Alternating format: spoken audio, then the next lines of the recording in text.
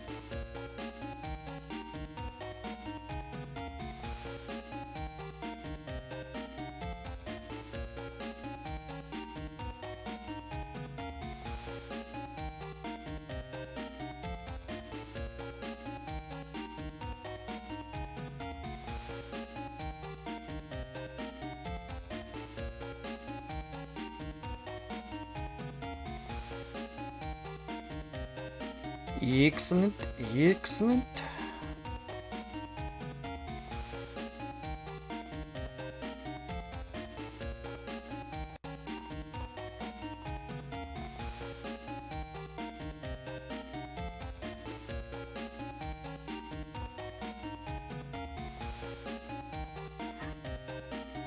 Hey, Warrior for Life.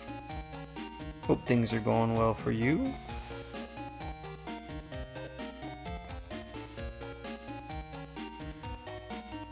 Okay.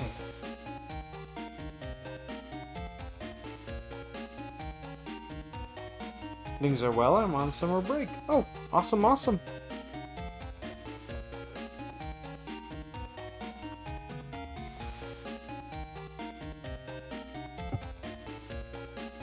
Okay. I think that's everything. Okay. Oh, I do need to adjust the camera.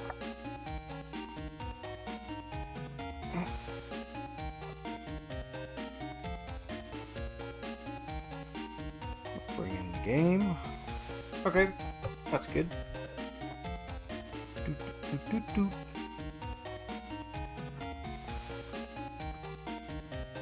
So I should be able to sit here.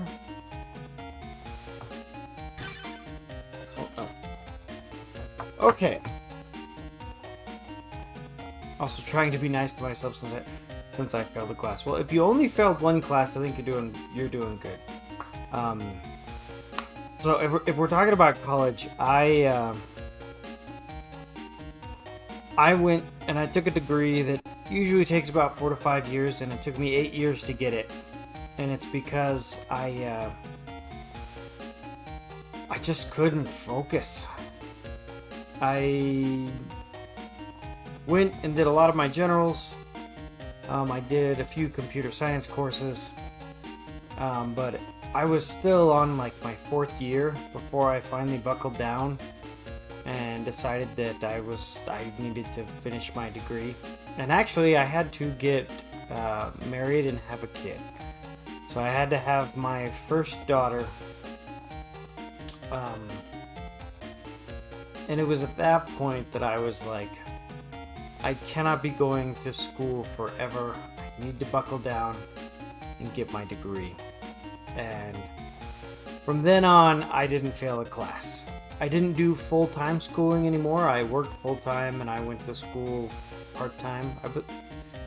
12 credits was considered full-time at my university, and I took 9 credits a semester. So I was technically in 3/4 time.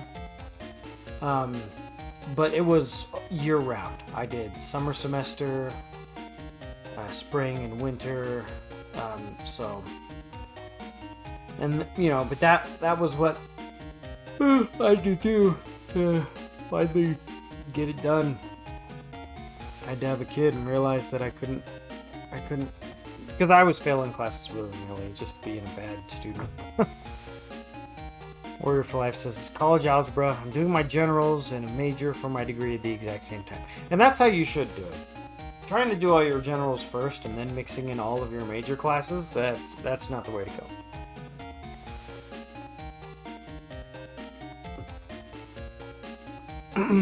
So yeah, I think you're on the right track. Just being in school gets you ahead of a lot of people. Okay. So what I want to do... There's a few more secret bosses that I haven't done that I wanted to stream. So, if we look in the library, in order to get the last secret boss, you need to have every battle chip except for one. Warrior for Life says, I'm doing a bachelor's program, and then hopefully in AA. Okay, yeah, I got a Bachelor of Science, so I think it's definitely doable.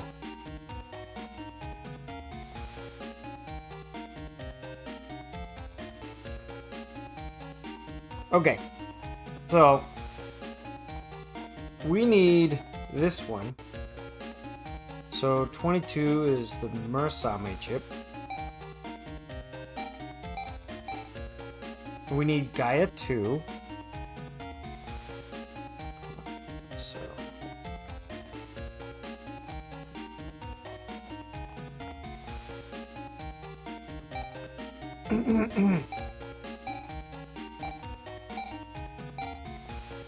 we need Mine 3, Dynamite 2. Hey, it's 0. I'm lurking because I'm in a D&D game. Alright! Sounds like a plan. I'm glad that panned out. Usually I hear you say, oh, I'm gonna do D&D, and then it just doesn't pan out. But I understand why. So I'm glad it panned out for you. Alright, so 4 chips left. Alright, we need this one. I don't know what this one is, but that's 5.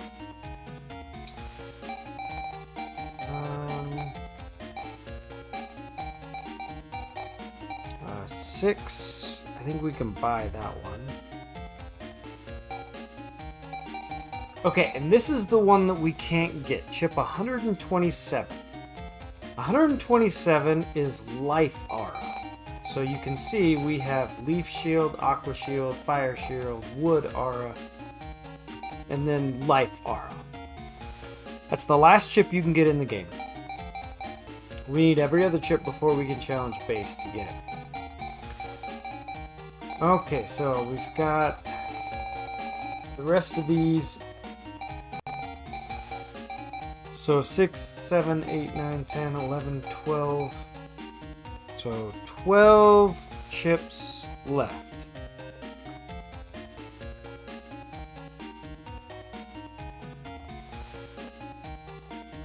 Let's see if that all fits. Okay.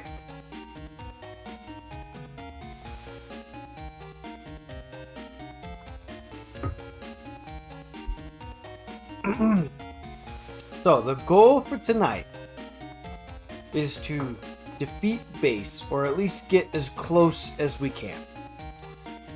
So let me pull up.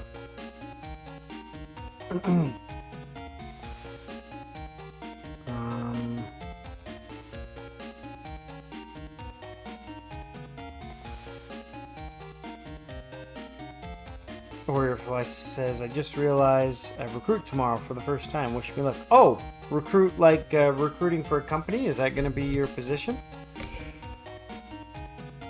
I'm a fan of recruiters right now since I just got a new position. Let's see.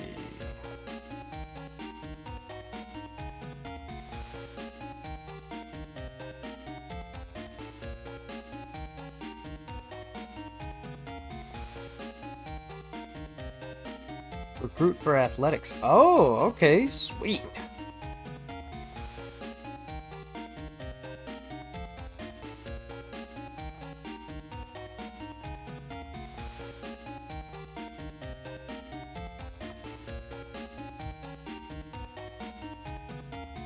Okay.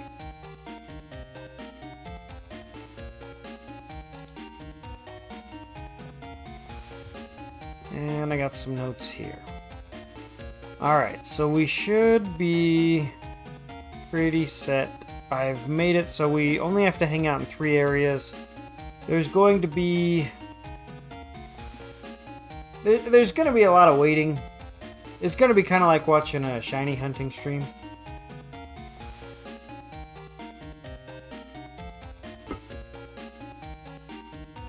Okay. Oh, Warrior for Life says esports athletic recruiting for next fall. That's cool. What games are they playing? Is it League of Legends or something else?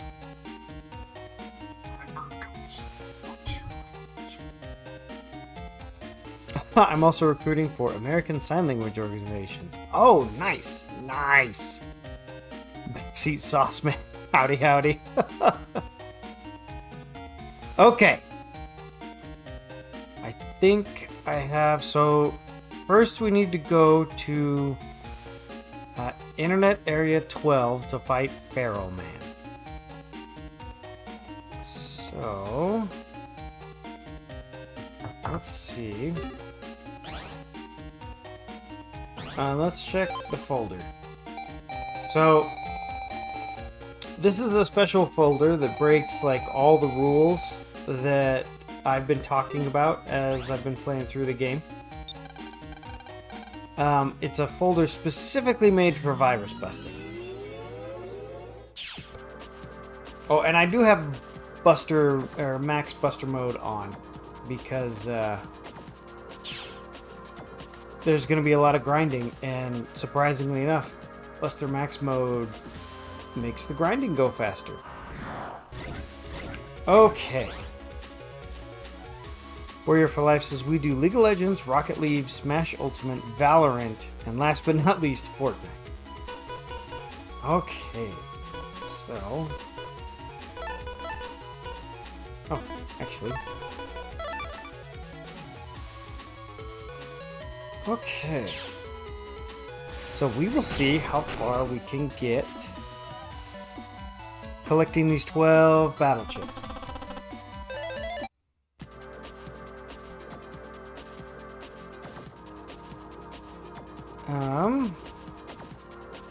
Alright. And pardon me if I go a little slow. I'm having to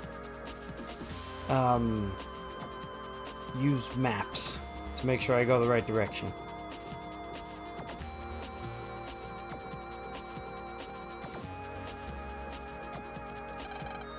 But once we get there, there will be lots of explaining. So one thing that I've talked about before is you actually can't run. Running is a battle chip that you get. And you have to draw it. And that's very silly.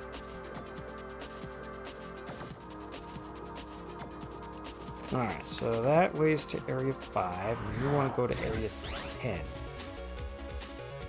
Okay. Just one guy? Alright, Rat and 3 will do it.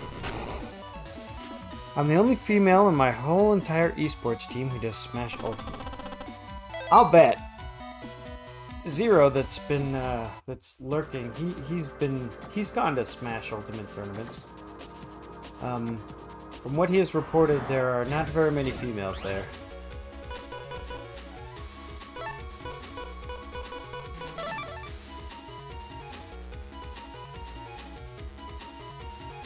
I think this should take them both out. There we go. There we go. Those are some pretty sweet emotes, Backseat Sauce Man. Are you familiar with Mega Man Battle Network? Oh, wait, where am I? Okay. Still going the right direction. Backseat Sauceman says, I've watched people play it, it looks fun. Oh, okay. One of the reasons, the big reason for me enjoying it is the battle system. If it wasn't for the battle system, I wouldn't be as much.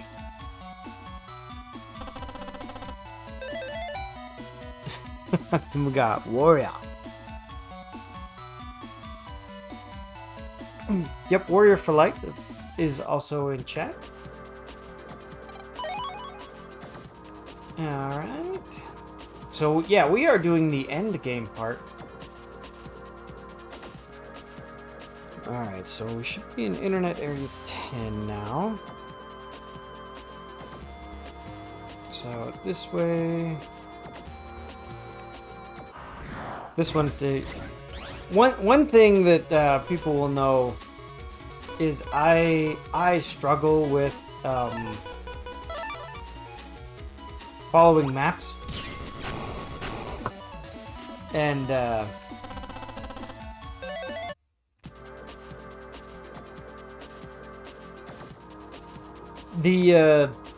internet area here. This is the dungeon, and it is, since everything looks the same, it is very easy to get lost. So, since we're mostly going to be grinding, I thought, you know, I just want to get past. Oh, wait, did I go the wrong way?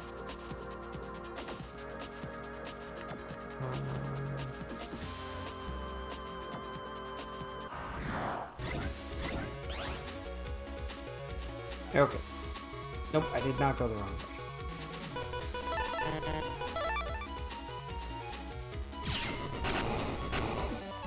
Warrior for Life says, I have a lot on my plate tomorrow with recruiting and planning a camping trip. Excellent. Pexy Sauce Man says, too blessed to be stressed, too tired to complain.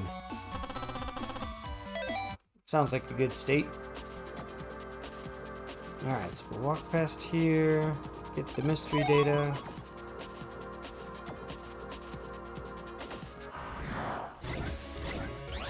Alright, we are going the right direction.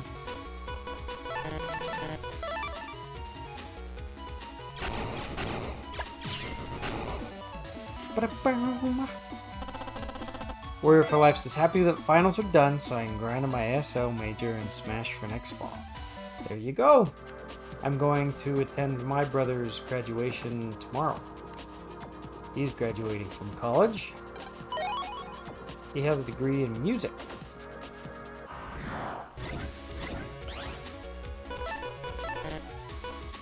Oh, see, that won't even do it.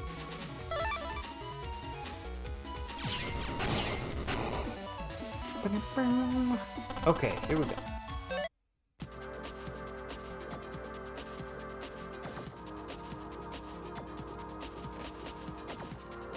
Alright, so now we are in Area 11. We want to go to Area 12. I did spend a lot of time in Area 11 already. Grinding for battle chips. Okay, so we gotta do the whole loop. So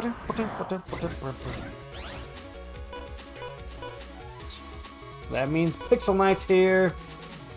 What is up, Pixel Knight? We're gonna see if we can battle base tonight. So can I get a sound check from you guys? How do I sound? How does the game sound? Do you get echo sounds when people put in the commands like maximize? Let me know.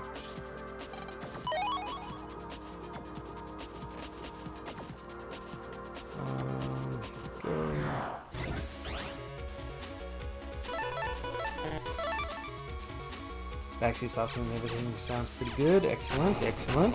Warrior for Life says ASL is my first language. Smash grinding isn't fun when I don't know when my Wi-Fi chip is when I can't stream. Oh no! I know that my internet has been kind of spotty right now. Ah, there, we got Zero back. He says, Warrior for Life, play Ultimate. Who's your main? Oh, okay, okay. Oh, that's true. Okay, try it again, Pixel Knight. Oh, and Warrior for Life says Sora. Okay. My brother's main is Sora, too. My brother Josh. He is a big Kingdom Hearts fan. He was over the moon when they announced Sora. And, he definitely mained Sora. Zero says, nice. I'm a Roy main since PM. Do it. Maximize. There we go. Oh, is that Project M? Is that what the abbreviation is for? So Zero says, I'm a Roy main since PM and Marth before that.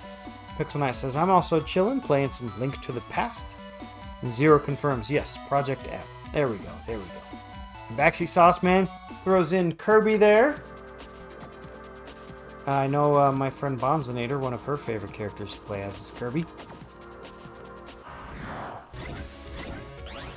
Okay, we are almost there.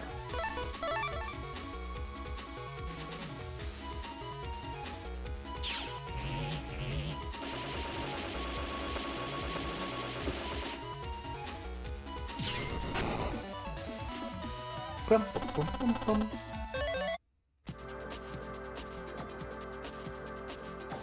That's a miss.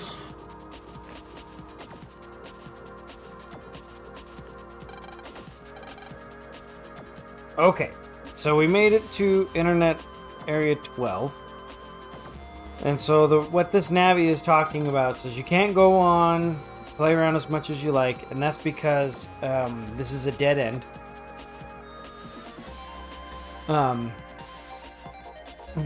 So let me pull up my notes. So there are 1, 2, 3, 4, 5, 6 chips that we need to get here.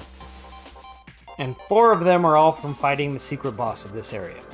So Warrior for Life says also Yoshi if I'm playing for fun, but Sora for school. Sora when it's for glory. Zero says, nice, my younger brother loves Yoshi, and I haven't played very competitively in a while. Pixel Knight says, personally, I have a few I like to play as, like Sonic and Cloud. Okay. So what we are doing here is first let's go to the net merchant. So what we're doing, so for the last part, so for the end game, the goal is to get Mega Man up to level 11. And you do that by finding and buying items. You don't upgrade Mega Man with experience and stuff. It's just the items. So, I've brought this up before. Oh, these guys are not very fun. But Mega Man Battle Network was created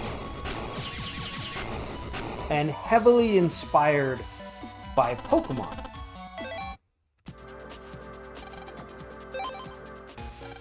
Okay, so I don't know if we have enough to buy everything, but let's start with the power-up. The power-up will get us 3 levels, and then each HP memory will get us 1.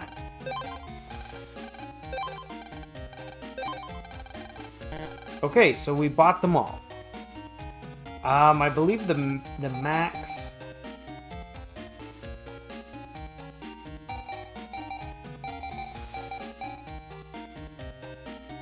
Wait a minute, I thought we could buy Bubble Wrap 3 here.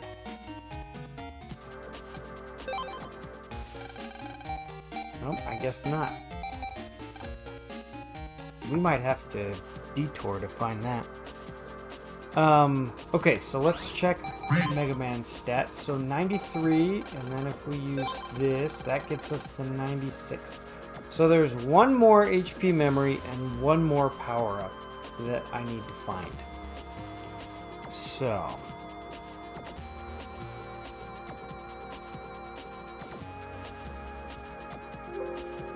let's follow along with chat a bit. Pixel Knight says, I used to be Adult Link, but something about him in Ultimate I don't like. Warrior for Life says, Zero, I hate playing competitively because I've already been death threatened from people from other schools. Ugh. Yeah, Zero says, that's stupid. Why would they do that? It's just a game. And Warrior for Life says, I love to make friends, and it makes sense and it makes sense to help with the shyness I have. Excellent. And Zero says, and if I'm the one saying that, you know those guys are overreacting.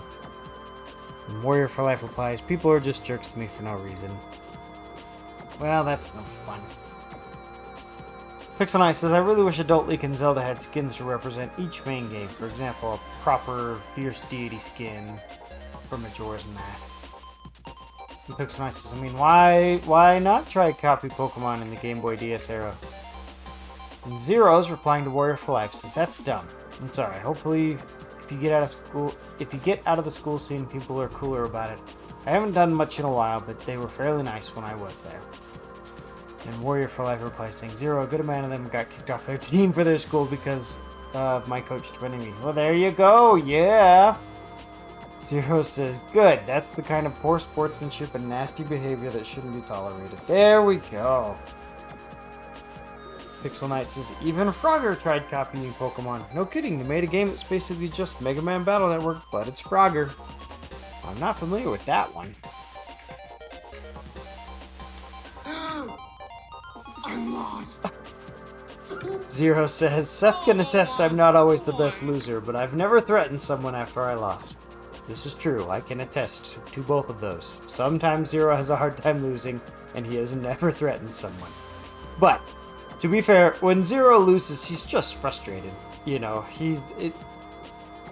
we all get frustrated when we lose. We just handle it in different ways. And yeah, it sounds like some people are handling it in the worst way with threats.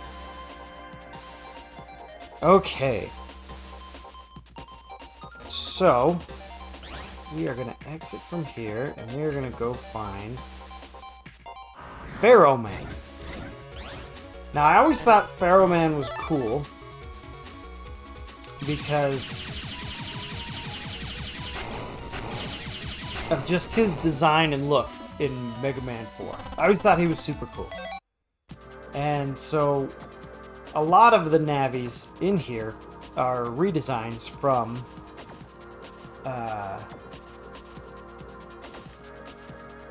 the classic Robot Masters, because this is an alternate universe.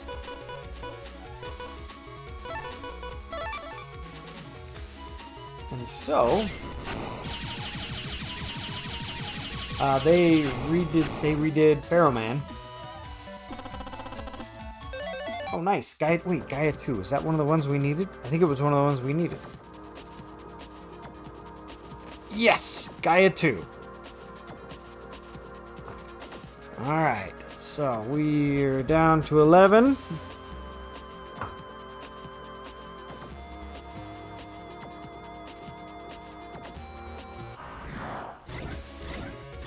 Oh, this is another virus that we need to fight.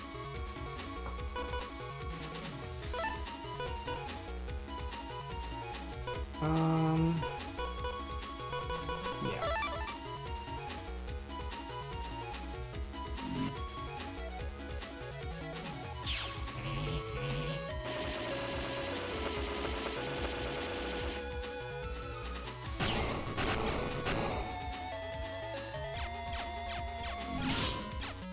Oh, shit. I don't think we're gonna get it from that. Oh! We did! Dynamite 2! 10 chips left. I knew we'd get through these ones quick.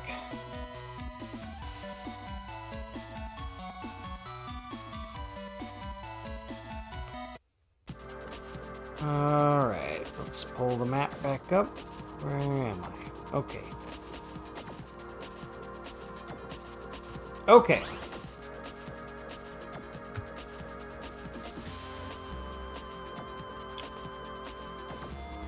Warrior for Life says, Zero, it's my first time being in your sports. I didn't know I was playing or anything.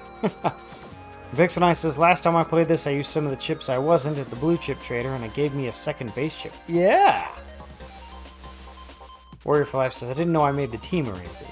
Zero says, I've never officially been esports, but I've been in a lot of Smash tournaments, especially during the Smash 4 era. And I can remember it being very intimidating. Okay, so we're going to turn off Buster Max mode. And I really should make a different folder. We'll try the first one. We'll save the game. So Buster Max mode increases your Buster attack value by 100. And if I've done everything right, this should be a battle with Pharaoh Man. Here we go.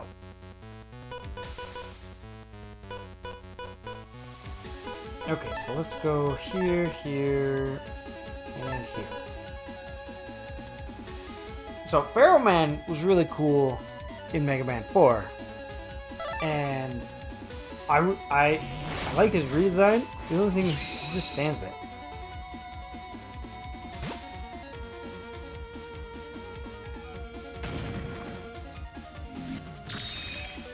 Pharaoh Trap. What does that do?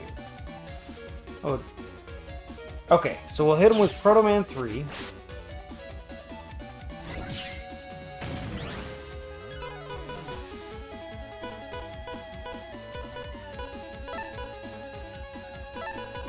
Okay, yep, we'll do that.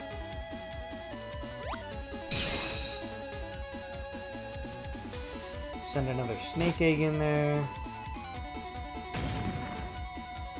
Nope, that didn't work. Honestly, Pharaoh Man's not being very difficult. The little coffins he sets up. Oh, okay, that one would be difficult.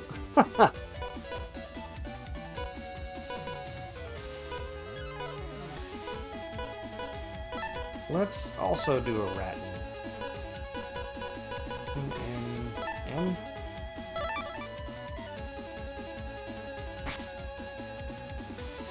Pharaoh Trap. I gotta be honest, part of me wants to step on it just to see what it does. But, not right now. There we go. Pharaoh Man! And what does this give us? Knight Sword B. Ooh, excellent. We will definitely be adding that. Okay. 9 chips left. Now, unfortunately, the other chips that we need to get, there are 4 more chips in this area, and 3 of them come from rematching Pharaoh Man.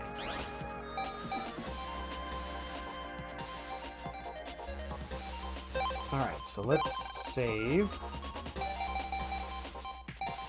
And go back to the folder.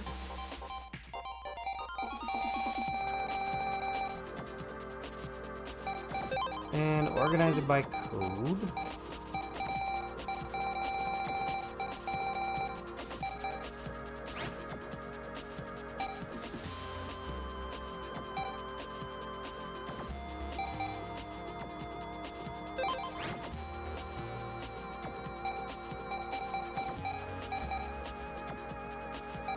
Oh, excuse me.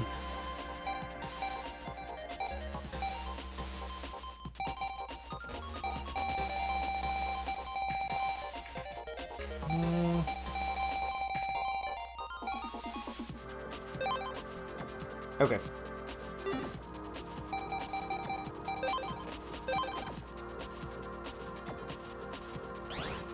Okay, so we need to get Mine 3, Pharaoh Man 2, Pharaoh Man 3, and Anubis.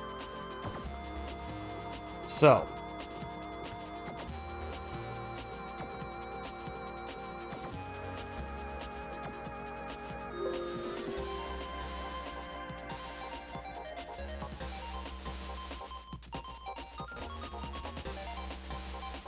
Zero says, you're officially on a team. You're way up on me.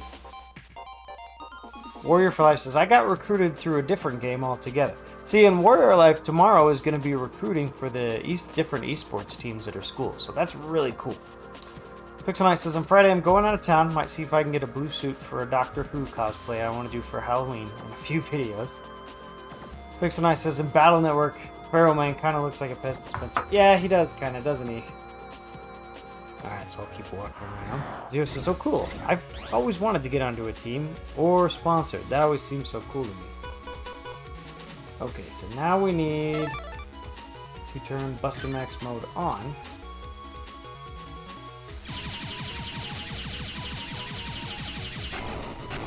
Which means I can kill these guys with one hit when they're vulnerable. Let's see. Warrior for Life says, the coaches saw me glitching in Mario Kart 8 Deluxe, and they saw I applied for my school. and called me saying, how would you feel about joining our esports team? And it's like, I don't know if I'm accepted or anything to the school, so that's how I found out I got accepted with a full ride scholarship and was on the phone. Oh, excellent! Yeah, Zero says that's awesome. I don't know if I was even remotely close to that good at the time. Oh, here we go, here we go. Hero sword, bam! But the fact that people get a full ride for playing video games warms my heart. Oh yeah, no kidding. That's not something that was in when we were applying for colleges, eh, Zero? Pixel says it's a very easy one, especially since I have the sonic screwdriver already. It's a little broken, but I can work on it. I just need the blue suit, red tie, white undershirt, and long brown coat. Okay, so this is another one that we need. Mine 3 comes from this enemy in the back. We did not get very many good chips to... Let's see. To make it work. Alright, mine 3. Nope, we got Hurricane Eye instead.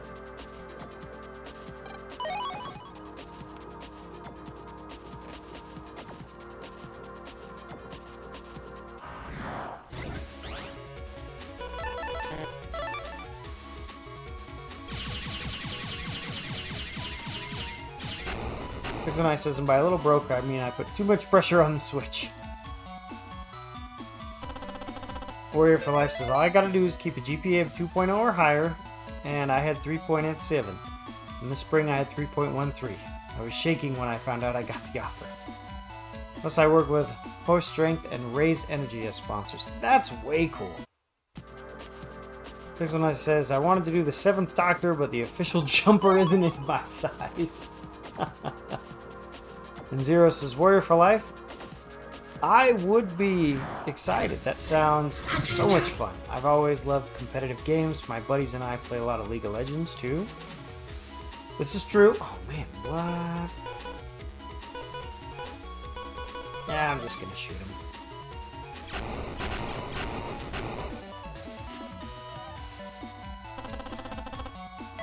This is true. On Discord, usually I find Zero, and especially his roommate, Jarok.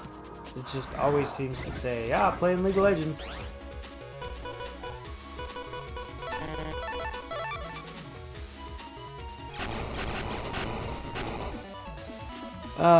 Let's see. Looks nice. It's the same with the 5th Doctor's vest.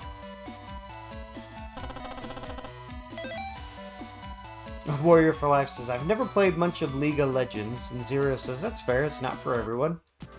And Warrior for Life says, a friend from school is teaching me how to play a little, though. See, I never played League of Legends. I did play Heroes of the Storm, which is Blizzard's take on that. And really, I only played it with a couple of coworkers at work.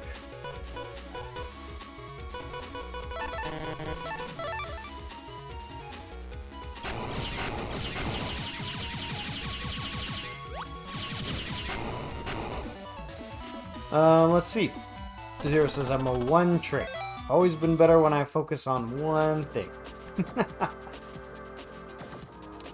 And Warrior for Life says, in return, I help him when he takes ASL, since I'm an ASL tutor. Awesome. And Warrior for Life says to Pixel Knight, you have 0 luck.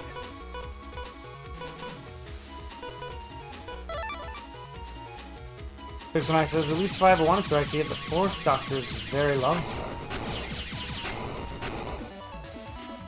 And Zero says, Seth Haskell only says that because I can't tell you I'm playing Fire Emblem or Smash. That's right. That's right. It doesn't say that on Discord.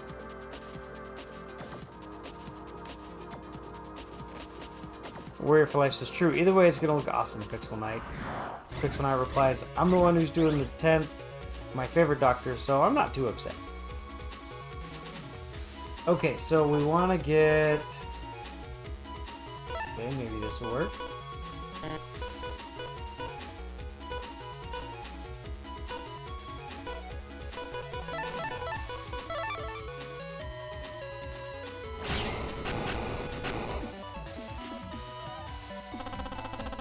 Still got Hurricane.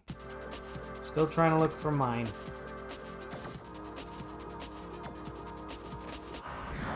And Zero says, my sister's doing ASL for a while. I learned a little bit, but never got super into it. Oh man, we're never gonna be able to get to that with these setups.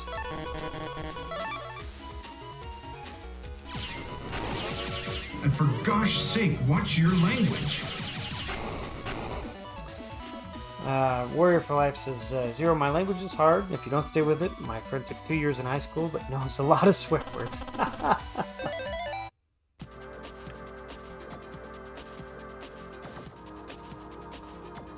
Which isn't good, since we go to a Christian private school.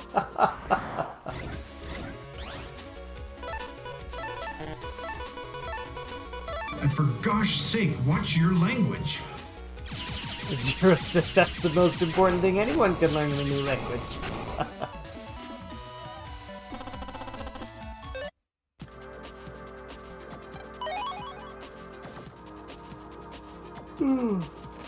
My wife was so nice this morning. She let me sleep until 11. See, and this is where the Proto Man chip is a bummer. Because it's like, alright, well, I could use it, but it's only going to hit one of those.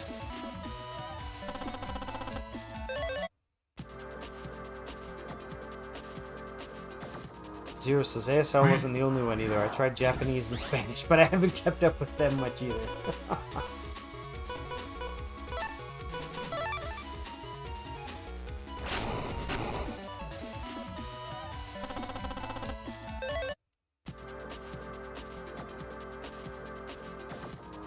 Warrior for Life says he called me a certain word and I didn't know what he called me till I told him and he felt so bad.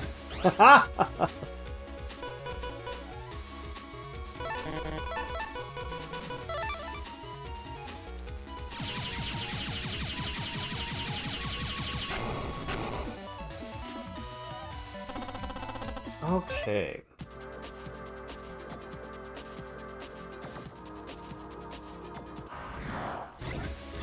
So we are just waiting to re-encounter Pharaoh Man. And we're trying to get Mine 3. But it is highly unlikely that Mine 3 is going to be the one that holds us up.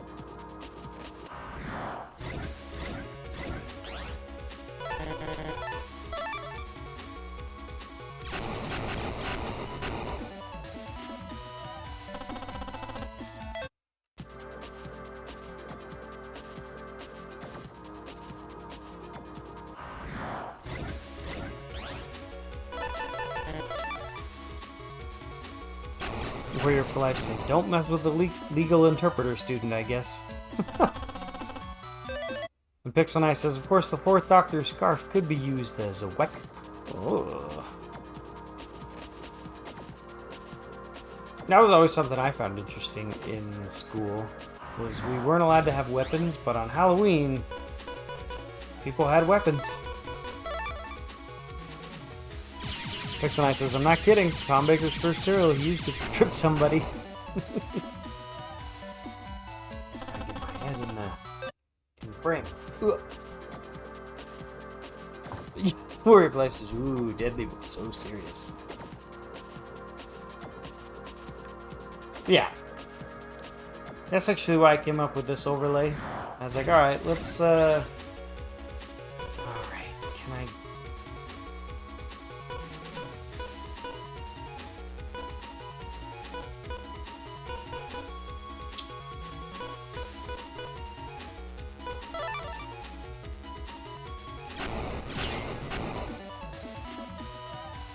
Pixel Knight says, well, hopefully they were fake weapons. Oh, there it is! Mine 3! Excellent!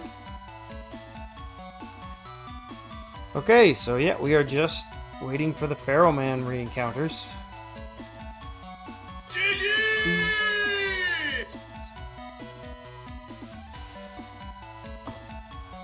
Yeah, Mine 3! Alright, so let's save the game. And just to make sure I'm not going crazy. Let's see. So 1,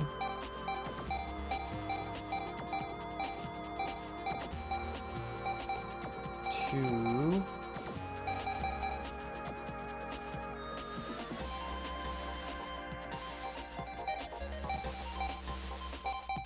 3, 4,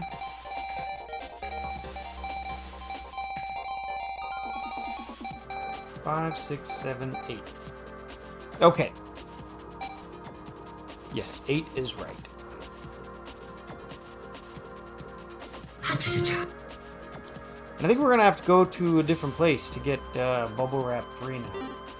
Because I thought you could buy it from this merchant, but I'm not seeing it yet. Oh no, it's the other area merchant. Okay, okay.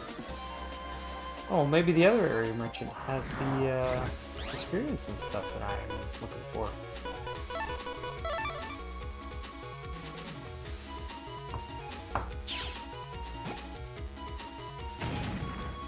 Okay.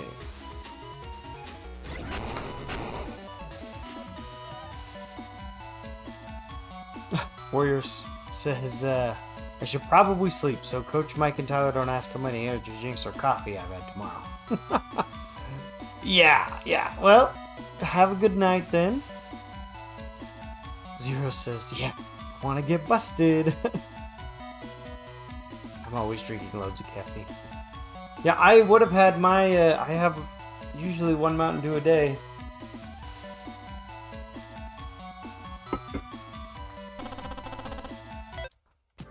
But I didn't have a Mountain Dew today because my wife let me sleep until 11.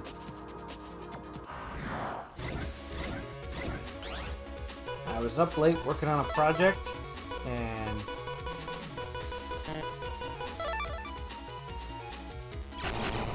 it's funny, when I was looking for a job, I would always go to bed at a decent hour, and after I accepted a job, I fell back into a few bad habits, like way before, sooner than I hoped I would have.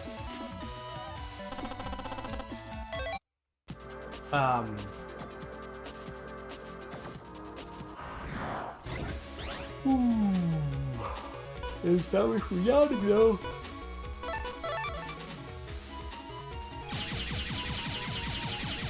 Cause yeah, I start on Monday, and I started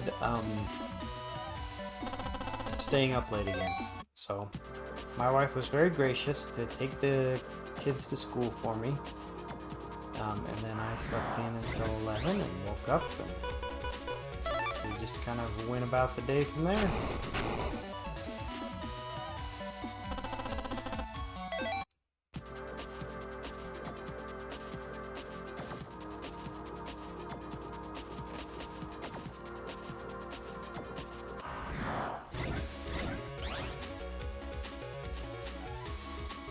Pixel Night says, you guys sleep?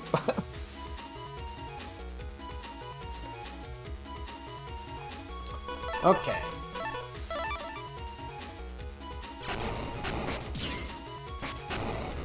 So,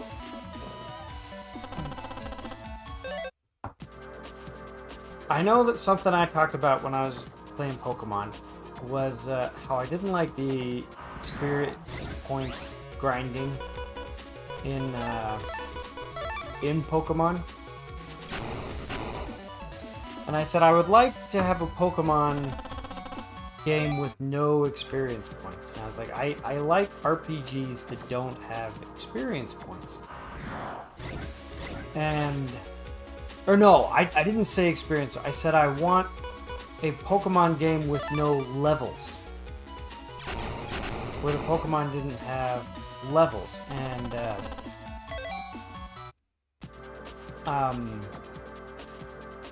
I think it was Maverick who was in chat,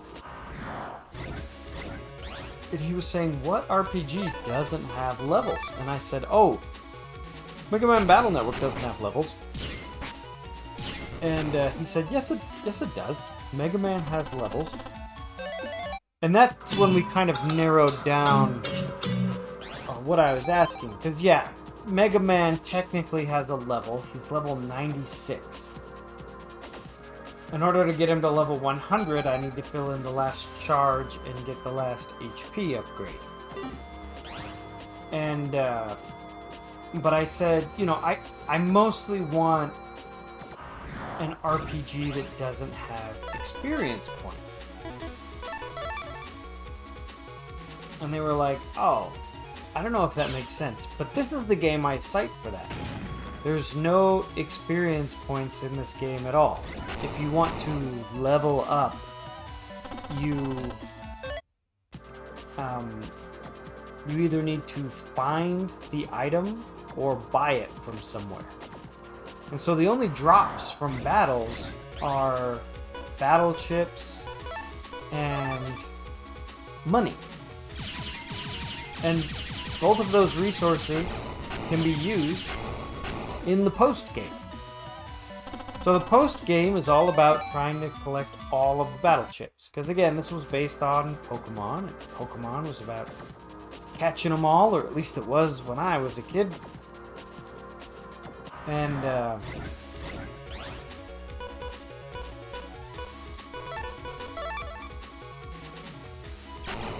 I have noticed that Pokemon doesn't have "gotta catch 'em all" as their logo anymore.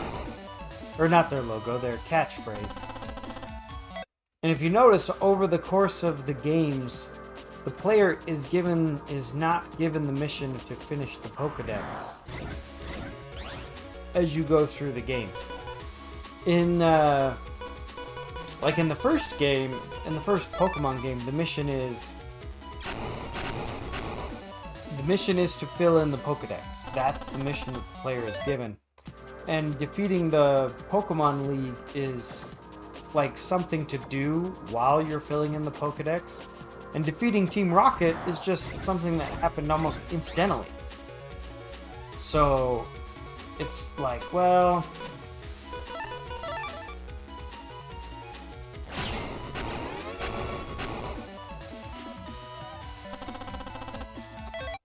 and so in this game we have an RPG where there are no experience points.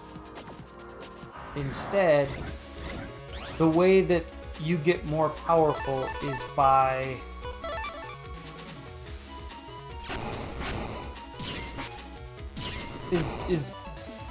the spoils that you get. Well, that doesn't make sense. I mean, because it's the same, you know. And I'm stumbling over my words and everything, but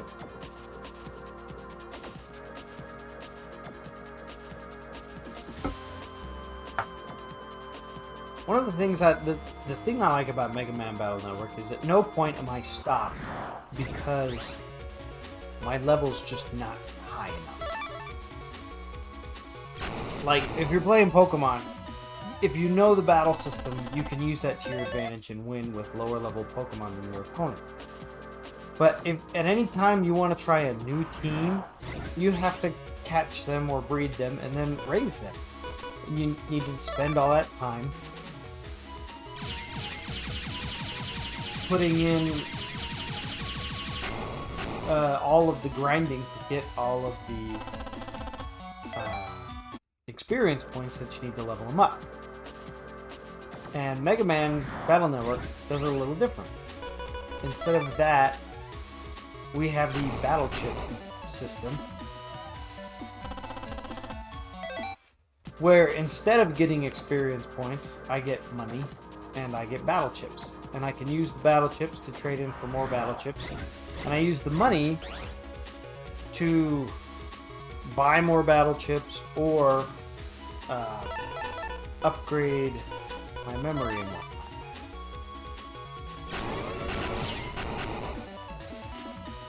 And so I have heard some people be like, oh, well, the money is the experience point equivalent. And so I guess that's only part of it. Zero says, so you got Bomb Man 3 and 2. Yes! Yep, I did. I was able to nab those. Now we're trying to get Pharaoh Man 3 and 2.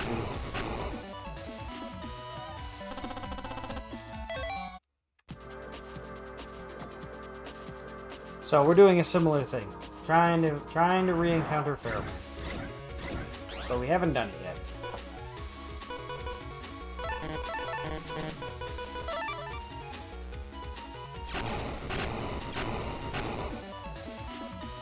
I guess the big thing is I wish Pokemon was on more of a tech tree. I wish that your trainer could level up similar to how Mega Man levels up in this game. Instead of having the Pokemon level up, let's give each Pokemon a tech tree. Because in some Pokemon games, if you want to try out a new team, you start from scratch. You're raising babies. And you kind of have to plan out your team way ahead of time. Like, plan out the entire team. Figure out what kind of items they're going to hold, what movesets they're going to learn, and what stats you want them to have. And then that's the mission. Then you have to go and do that. Whereas in Battle Network, I really like that if I want to try out a new chip folder, I can just use the chips that I have to do it. And maybe if I want a specific like chip plan or whatnot, then like if I want a specific code, like I got Gaia 2S, that's the first S code Gaia 2 chip we've received. If I want something like that, then I can put in some grinding to go get it. But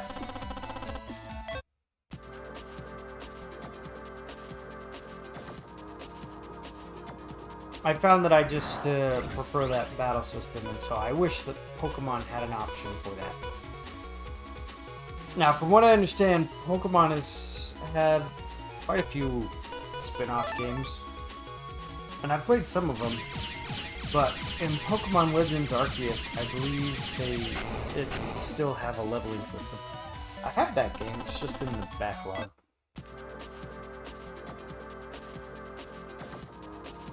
There's an interview that the Pokemon developers Game Freak gave, where they said, we've been trying to think of different ways to adjust Pokemon, like maybe they only have 3 moves, maybe they have 4, or maybe they have 5, but they said 4 was the right amount of moves to learn.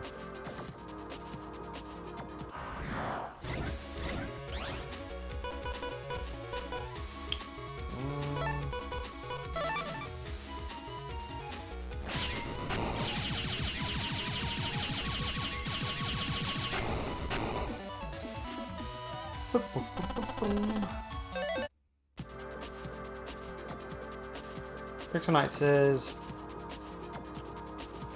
I thought there were only 3 Doctor Who spin-offs, but today I learned that, quote Yoda, there is another.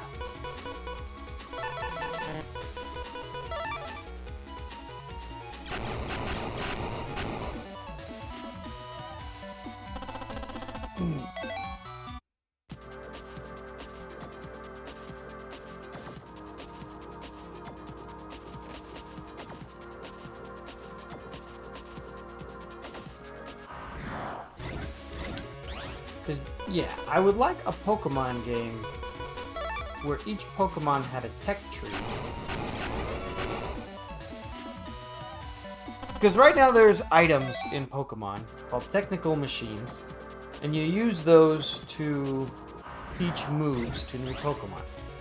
And what I want is for your trainer to level up and evolve in their training ability, instead of leveling up each Pokemon.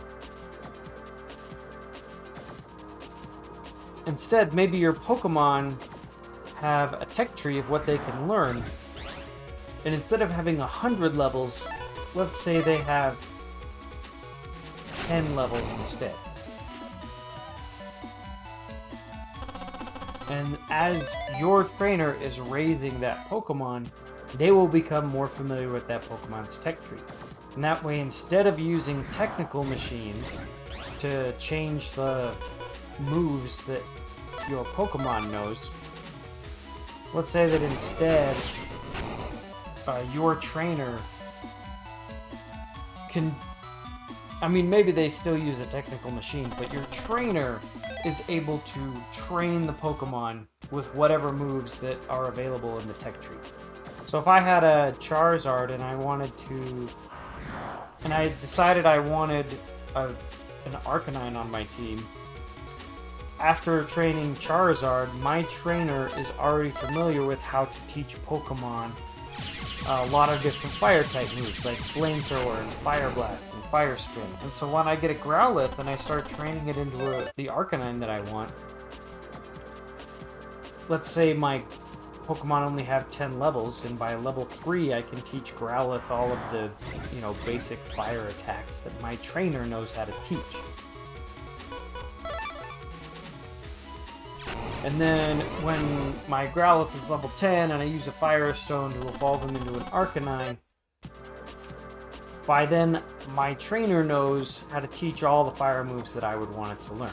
So I can say, okay, let's do Fire Spin, and then I'll go play around with that and say, okay, Fire Spin isn't working very well. We're going to change Fire Spin to something else. Something else in the Pokemon's tech tree. And I know that there are already ways to do this in Pokemon. I believe there's an NPC that will teach your Pokemon old moves that it used to know. And that NPC usually takes some kind of currency that is limited in the game. Well, it's not limited. I think you can catch Pokemon that are holding it and whatnot. But it's not money.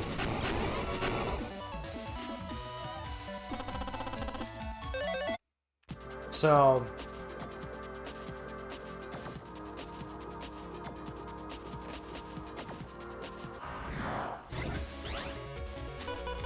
I think that would be a better trainer experience for me in Pokemon, instead of leveling them up to 100. But then,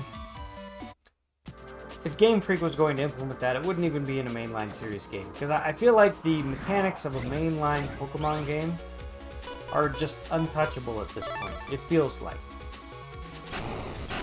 Game Freak levels up, they change the Pokemon formula in just half steps every time. And so when it comes to kind of what could have been, like, they put the wild area in Shield and Sword, and they only did it halfway, and then it wasn't until Scarlet and Violet that they're like, okay, let's make the wild area definitely more of a thing.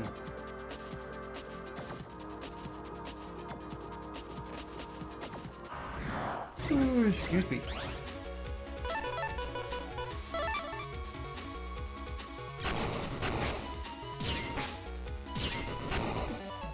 Let's see.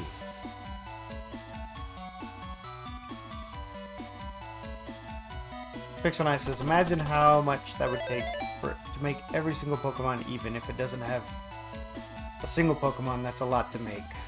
I think they'd be okay with a spin-off, I just wouldn't want that for a main series game. Yeah.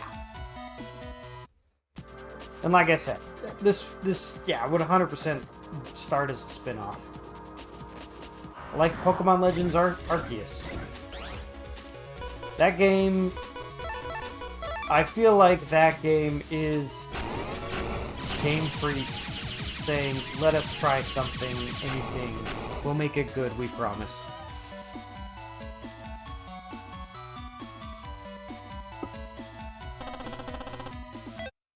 Because usually Game Freak spends the majority of its time making mainline Pokemon games, from what I understand.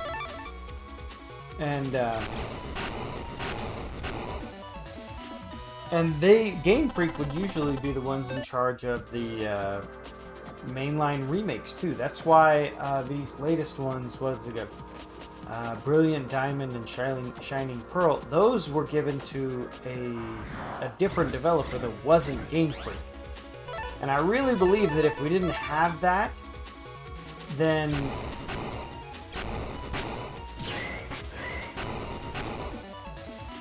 yeah, if they weren't able to spin those remakes off to a separate developer, I don't think we would have got Pokemon Arceus. I think Game Freak would have been in charge of those, and we wouldn't have seen what they were like.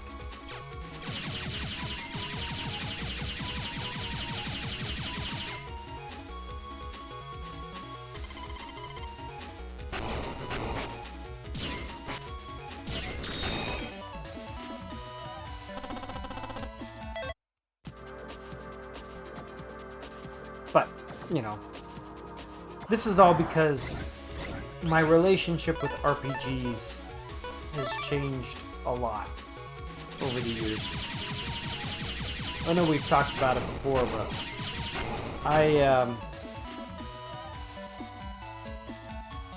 RPGs are really about abnegation, or a game as pastime. Pixel says, I want to eventually make a video about the Doctor Who spin-offs, since there's a few. I might wait for the new one, the new Unit one, to have its first season finished. Ah, okay.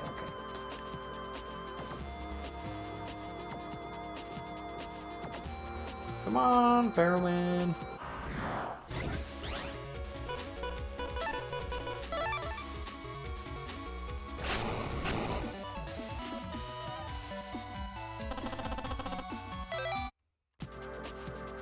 But I don't have to leave and come back, do I?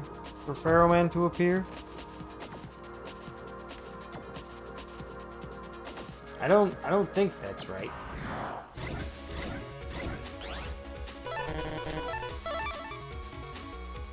I don't know, maybe I need to leave and come back.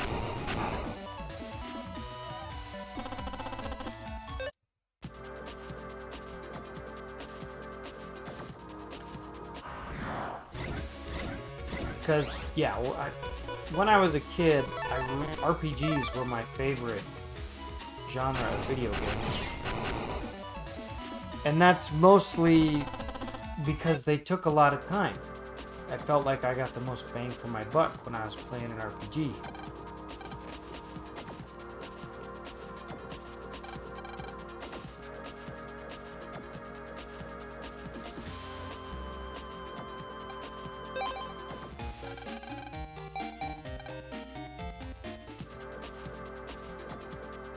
Some of my favorite RPGs as a kid were like The Legend of Zelda: Link's Awakening and stuff like that.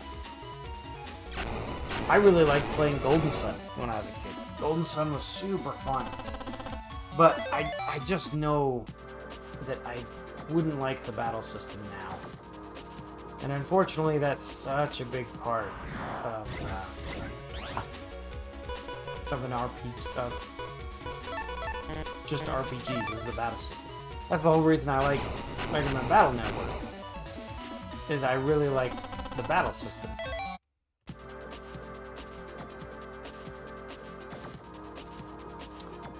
I don't know, I think we're gonna have to give it another 10 minutes before we just get out and get back in. I'm pretty sure you don't need to do that, though. I'm almost positive.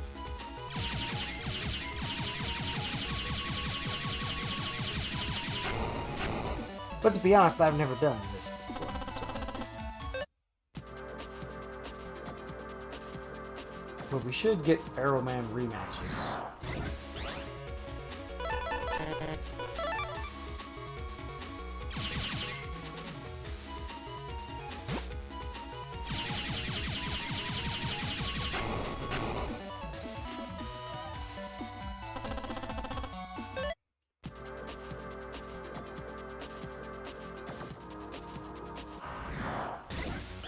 Oh, there he is. Alright, so before we jump into that, let me do a quick search.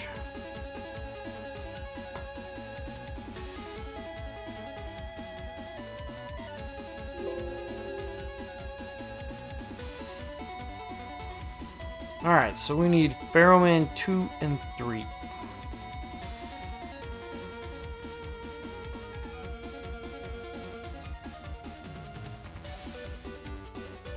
So to get a Pheroman 2 chip, we want a rank 8. And for a Pheroman 3 chip, we want a rank S.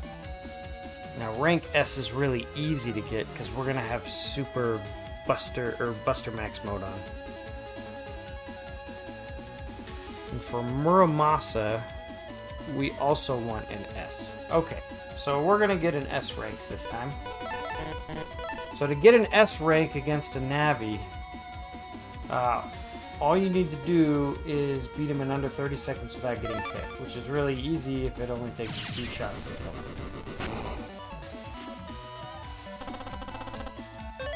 Pheroman 3!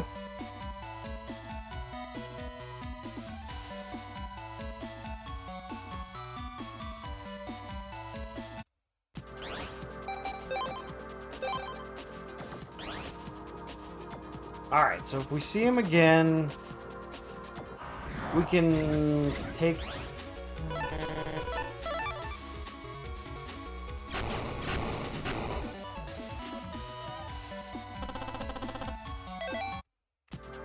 Well, at least that solves that mystery. We can just keep wandering around here until we find Pheroman again. We still need to get Pheroman 2 and Muramasa. Oh no, Muramasa is for Shadow Man. We need Anubis.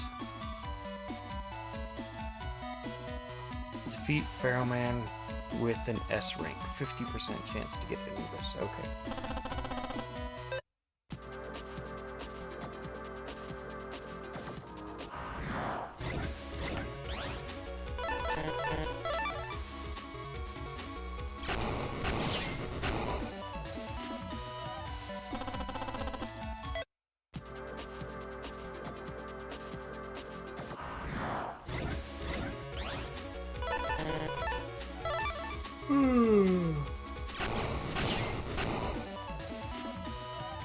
Alright, what was I talking about before we ran into Pheroman?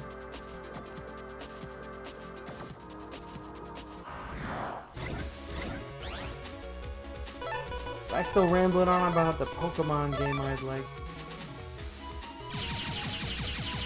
Oh no, I was just talking about RPG stuff. Because I want to play Golden Sun again, but man, I just know that I'm not going to like it as much as I did when I was a kid. There were 2 games that really hooked me. Hello, Gar. Really hooked me with their battle systems, and it was Mega Man Battle Network and Valkyrie Profile. But I do not have time to revisit Valkyrie Profile right now.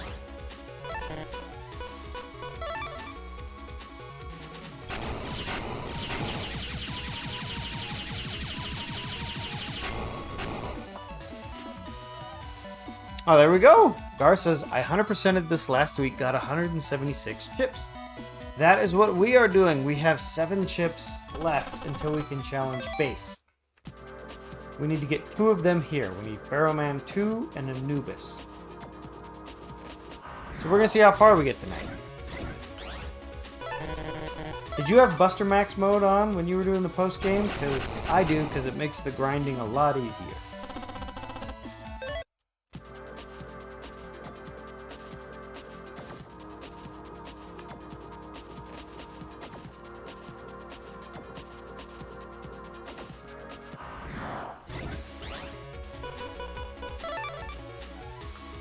Garce, I will never use Buster Max. I used 5 copies of base.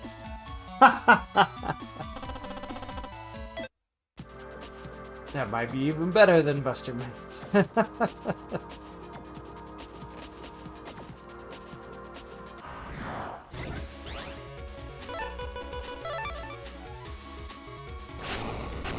Oh, let's see.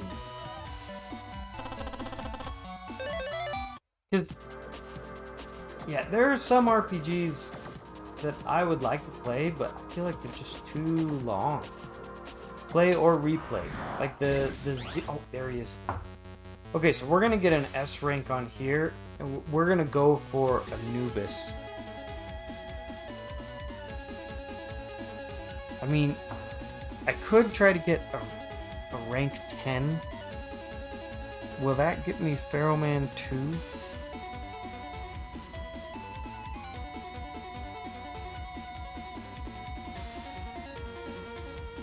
So I've found that it's harder to get the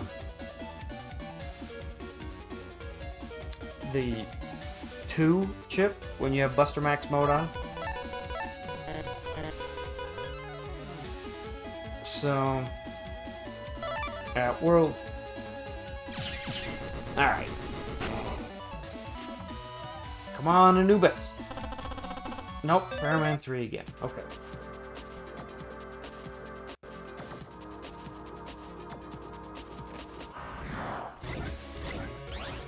I think we're just gonna keep doing that until we get Anubis, and then we'll try to get Pharaoh Man 2. That's gonna be the plan.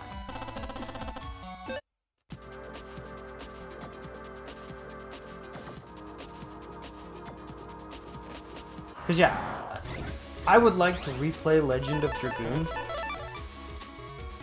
which is an RPG for the PlayStation 1, but it's just too long.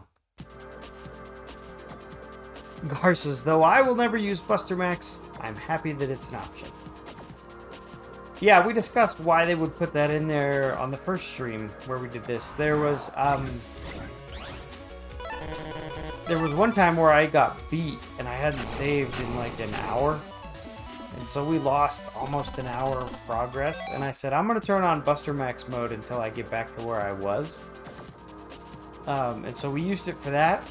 And then, yeah, the big one was Buster Max mode is definitely there for the people who are just here for the online battles and not here to play through the story.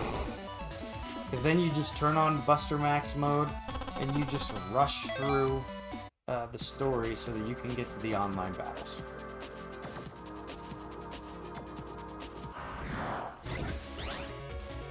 So, I'm glad that we have, you know, sophisticated, nuanced opinions in chat, like Garrus, who says, I'm not going to use Buster Max because I don't want to, but I'm glad that it's there for the people who do.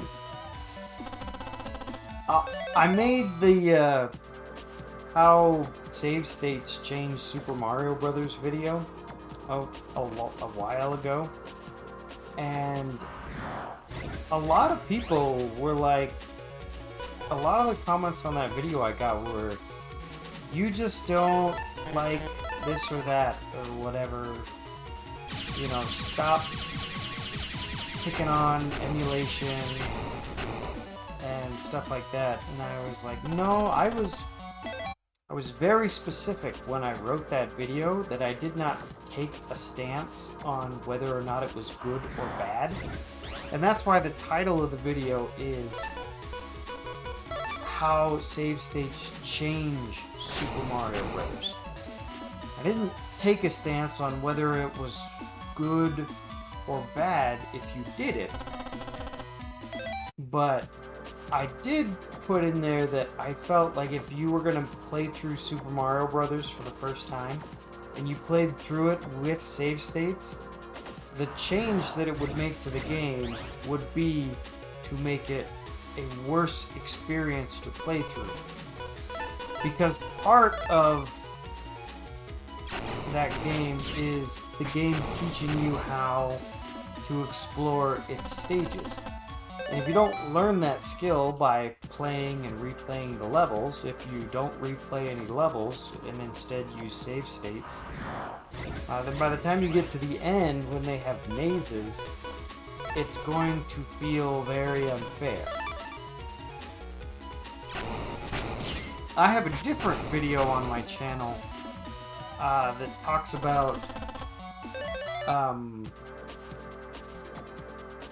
Can you play games wrong and who gets to pick? That's the title of the video. Oh, here we go. Let's go. Come on, Anubis. Nope, another Fairman 3. It's okay.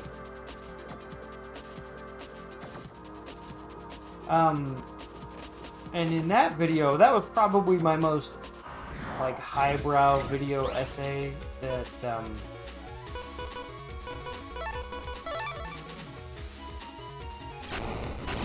that I put together. And it's not a very good YouTube video because it's mostly just my talking head reading a script in front of a camera. But it's mostly on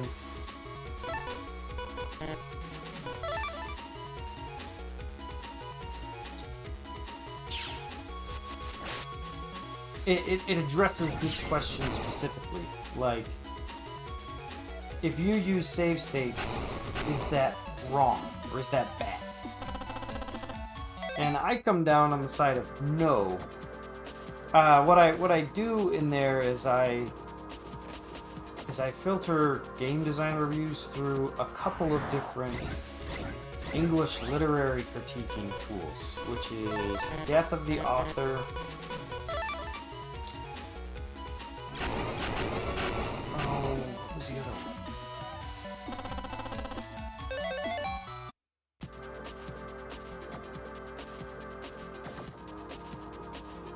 Can't remember now. But there's Death of the Author, and that's where once the book is put in the hands of the reader, it is the reader's job to interpret the meaning in the text.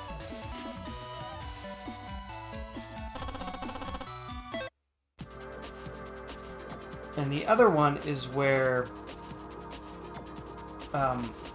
it is the author that gives the meaning to the text. And so, like, if it's the job of the author to give meaning to the text, then there's only one interpretation on what that book means, and it's what the author says it means.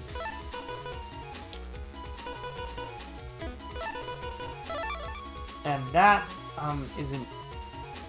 is an interesting take that not a lot of people like, because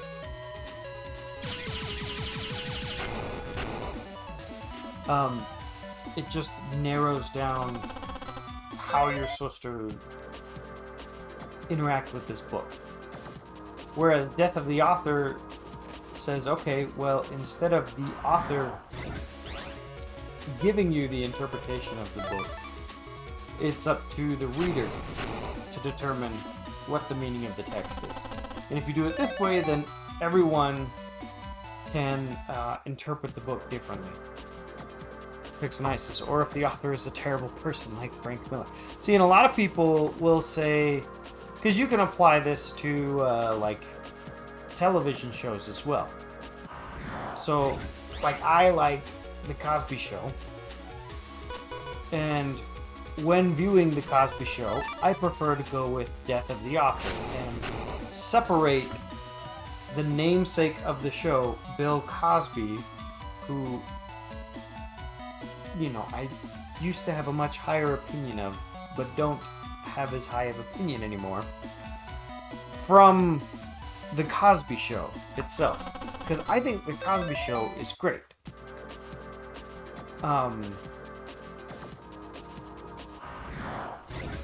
And so when I, you know, you can apply this to books, television shows, movies, and whatnot. And if you employ Death of the Author, then it does give you a little bit more liberty to be like, oh, okay, I can like the book, but not the author. Because the interpretation of the text or the book or the media is in the hands of whoever is consuming it. And so when applying this to games, it gets a little bit tricky, because if you're going to say,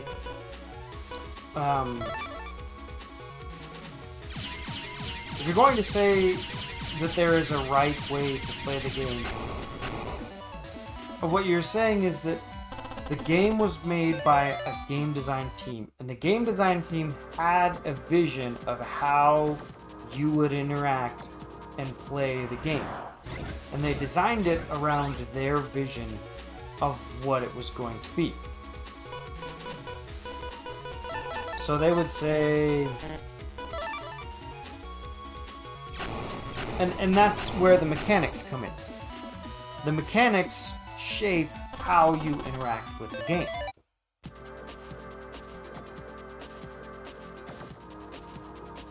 So like in Mega Man Battle Network, the game wants me to interact with the battle chip system. And so you have the only way to fight is through the battle chips. Now this forces the player to do some things. Like one of the choices they made was to make the escape option a battle chip that you had to draw. And so that they made it a chip so it would force you to interact with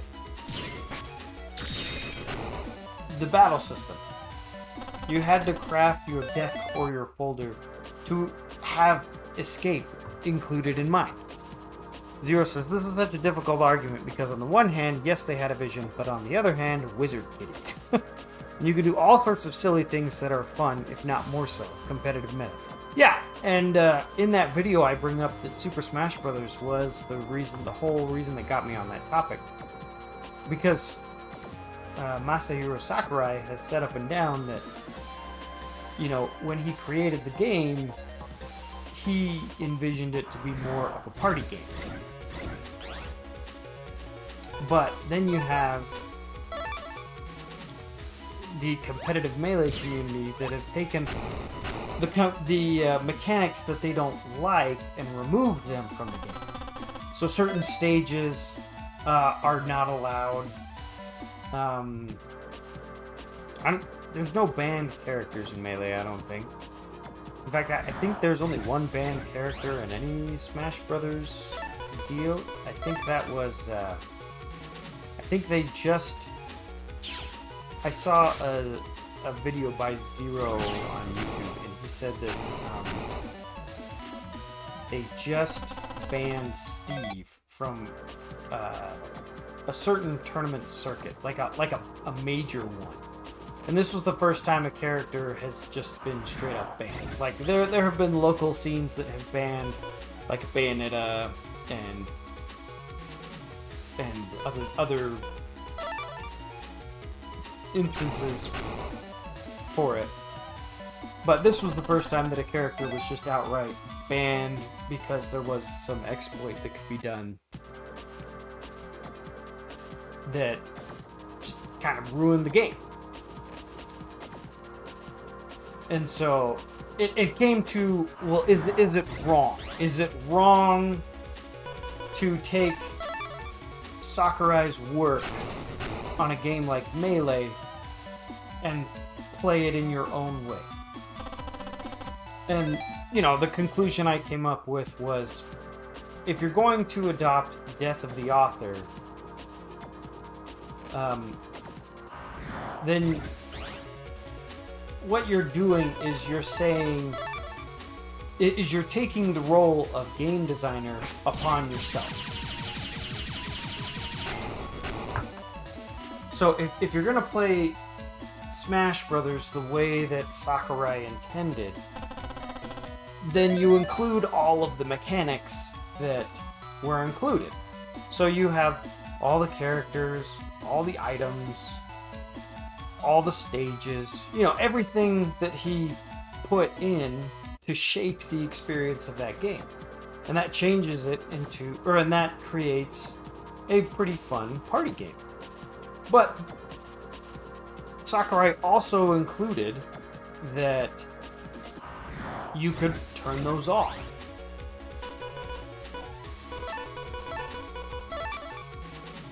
And so you can take certain mechanics that you don't like and omit them. But when you do this, you essentially take on the role of being the game designer. Now you're creating a new game inside of that game, and that's what I feel like the competitive Melee scene has done. Because competitive Melee not only removes mechanics that don't align closely with a serious competitive game, they also add in mechanics. I'm not as familiar with it as Zero. But in competitive Melee, there's a way to select which stage is going to be played next based on who's currently winning or something like that.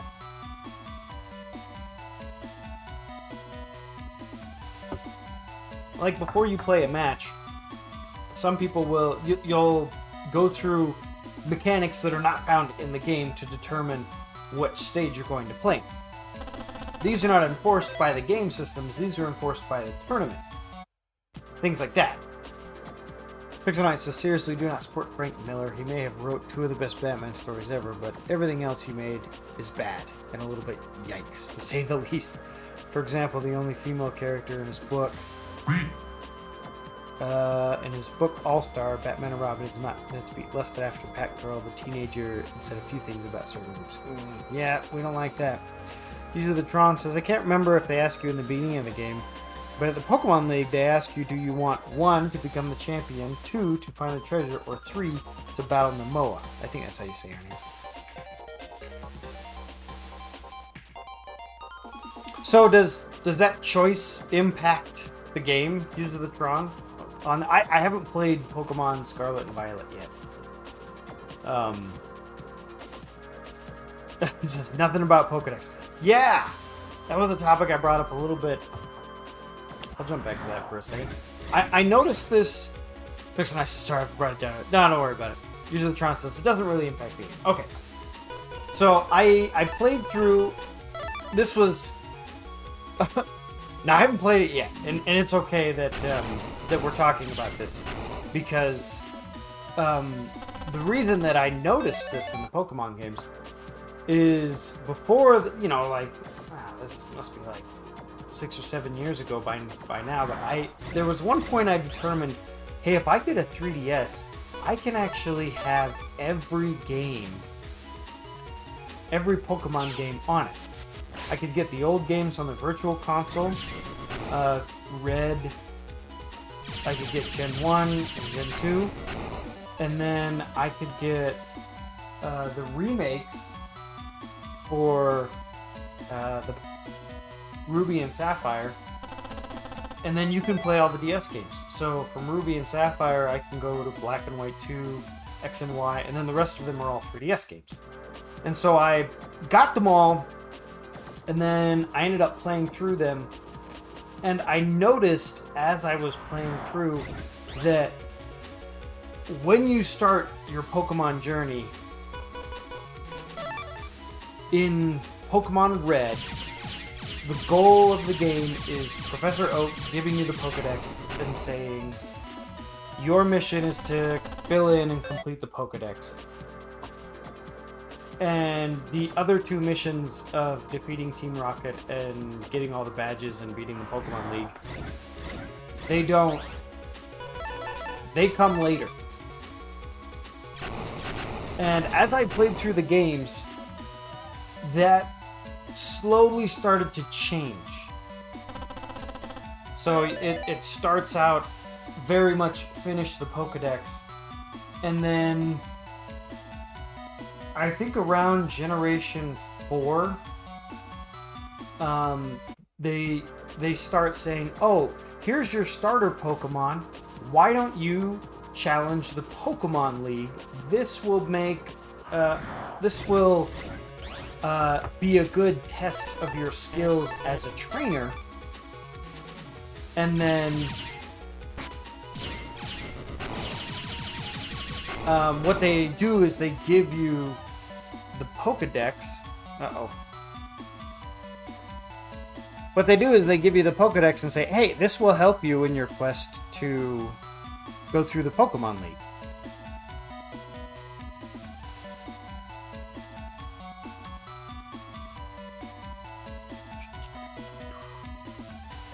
Pixel Knight says, I'm gonna head out. Remember to stay pixelated and that Frank Miller is a garbage person.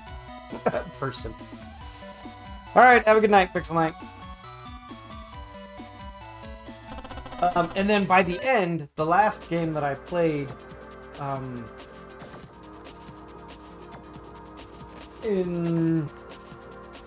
so the last game I played was Shield and Sword, and from then, after the 3DS, they had just stopped. They're like, okay, your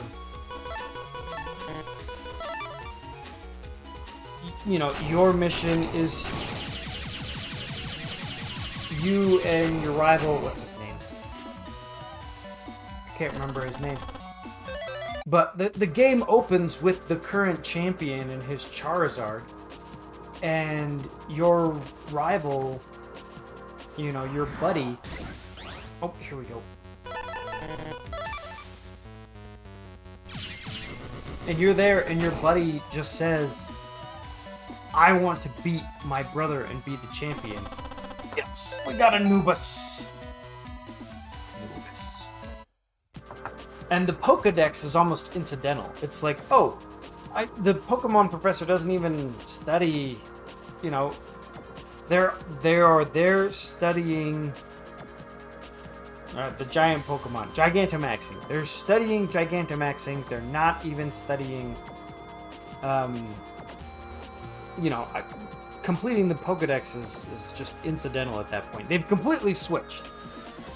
And so, yeah, in the latest game, like User the Tron was saying, at the beginning of the game, they say, what do you want to do? Become the champion, find the treasure, or battle your rival? And the Pokedex isn't even one of the options. But I think that part of the reason for that was because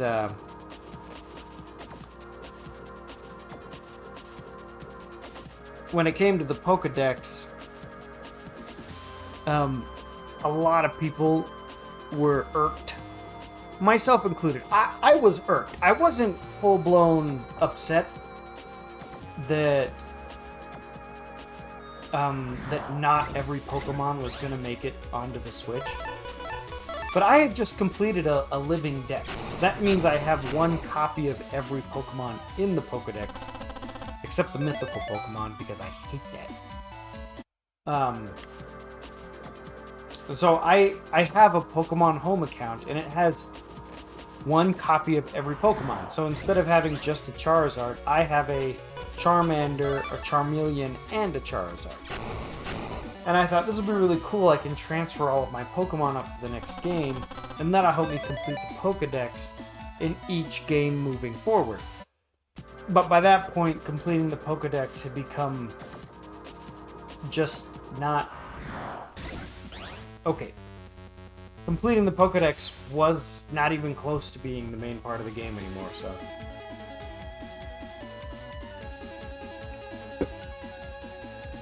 Alright, pardon me. We need Barrowman 2. So the best rank that we can get is 8 or 9. So we don't want to just shoot him twice like we have been. We want to get a rank 8 or a rank 9.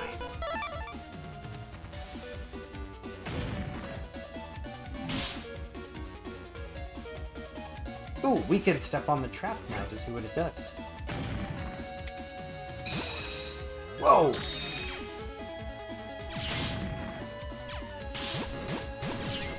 Okay, so we took a few hits to lower our rank. We got rank 8. And we got Barrowman 2!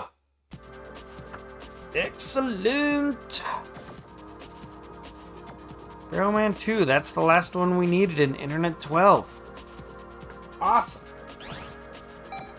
So let's go back to our library, because I think it's been a while since I've updated the the text beneath. Alright, so that one's Muramasa. Bubble Wrap 3. So 1, 2, 3, 4, 5. Okay. So 5 chips left.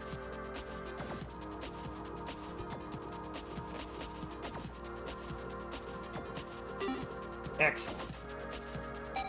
We will save the game.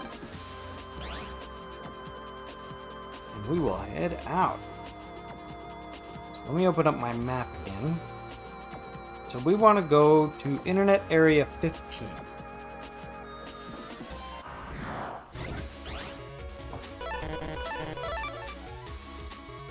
And once we get there, we'll resume our discussion on death of the author in video games.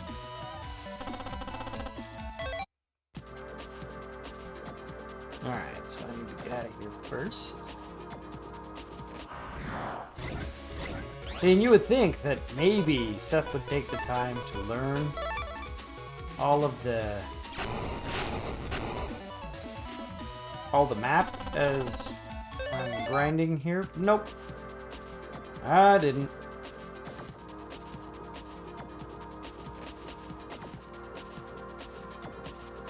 There's a secret hope in my head.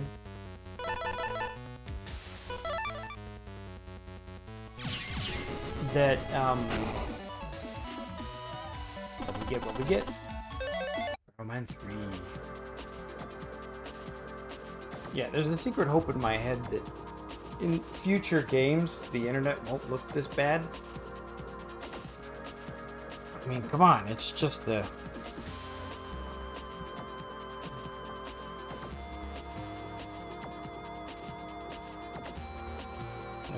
this way. It's just a bunch of roads. There's not even a distinctive background. I mean, at least when I'm going through caves and the whole thing is just caves, there's still...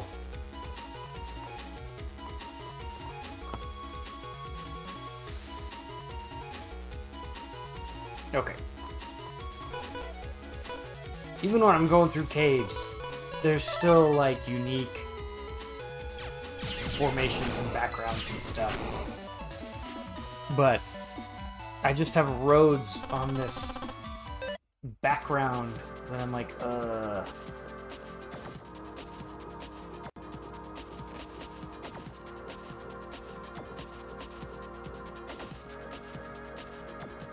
see, I have a map open, and I'm still going the wrong way.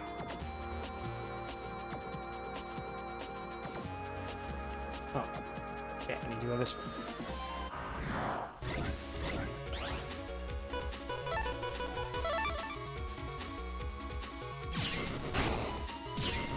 Alright, there we go.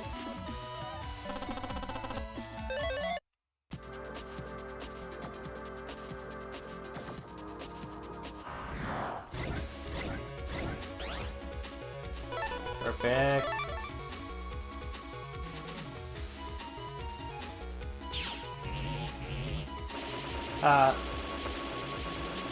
So this last time playing through, I noticed how much Mega Man Battle Network took from Pokemon, and I gotta say, one thing that I was pretty excited about as I was playing was Chod. Chod is the operator of Proto Man, the same way that I'm the operator of Mega Man. And part of the reason I noticed it so much was because Chod plays the jerk rival. Just awesome. He's just awesome at it. He's a total jerk rival. And, okay, so now I'm in Area 10. And we haven't had a jerk rival in Pokemon for a long time. And so it was a little refreshing to have a guy just be a total jerk. Be like, oh, come on, man, you serious? You know, I beat you 3 times or a whole bunch, and you still are gonna talk to me like that? Cigar says I hate Chod. They did well at making him unlikable. Yeah, he's one of those characters that you just love to hate. And I felt like it was really good to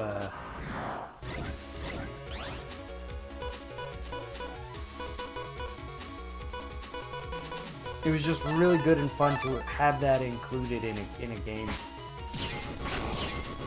Because we don't have it very much anymore. Let's see. In this direction. Up. Spade. Alright, so now we're on our way. So now we're in 13. And we need to get to 15.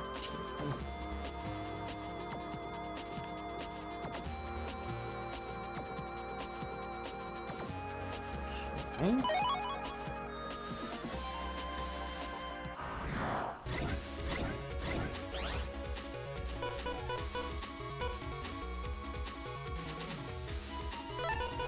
That'll do it. Ugh, I wonder if they do any sort of redeeming on Chod later. The other thing I've been remembering is the cartoon. I haven't watched it. I know they've put it up on YouTube. At least the first 3 seasons. And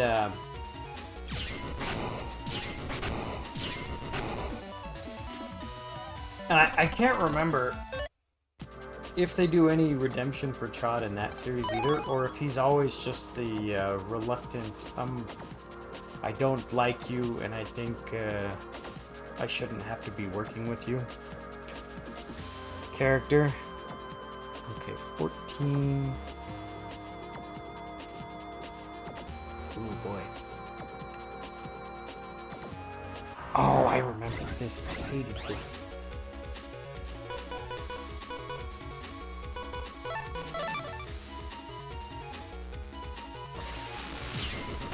Oh, that's not what I thought it did. Oh well.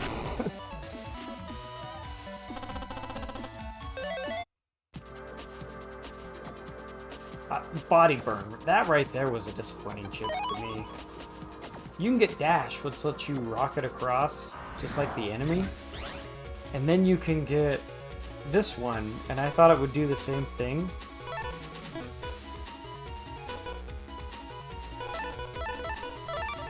Here, I'll show you. So when this virus charges, it does damage. It puts fire on your side, on your panels. And I thought it would do that, but it doesn't. It just attacks every space next to, adjacent to Mega Man. So it's not even good at hitting enemies. It's really only good for destroying hazards.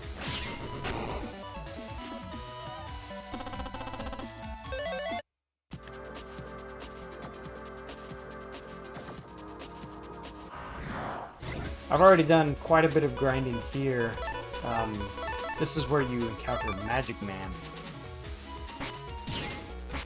who's an interesting fight, but I went through and did his battles.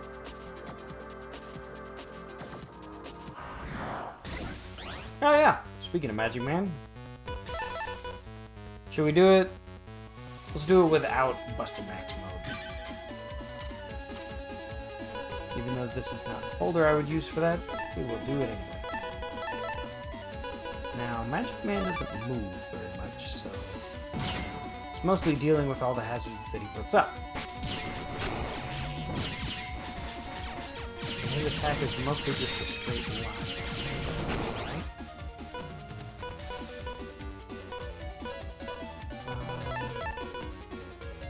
Yeah, that's a good option. He did it again!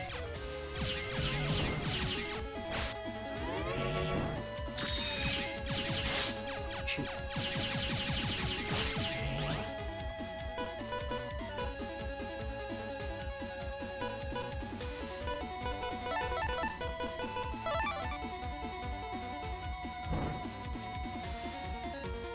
Oh, don't do that! Don't do that! Dang it!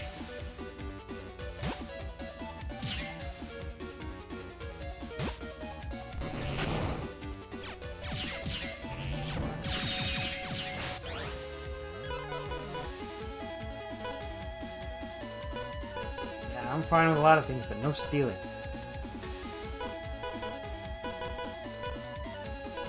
Wow, I do not have... I think steel wears off eventually.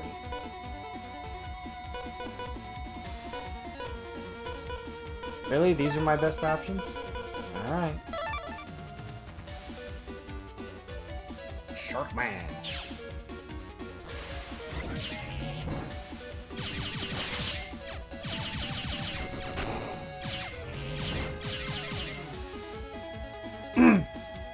I will say that Masa's character in the cartoon, I think, was hilarious. Come on, get out of the way.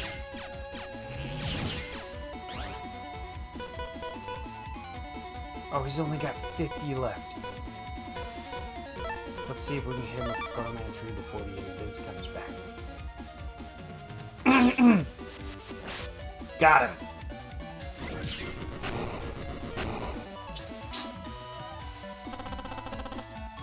Magic Man deleted.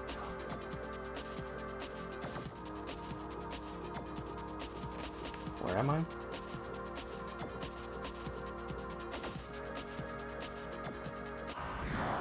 Okay, here we go.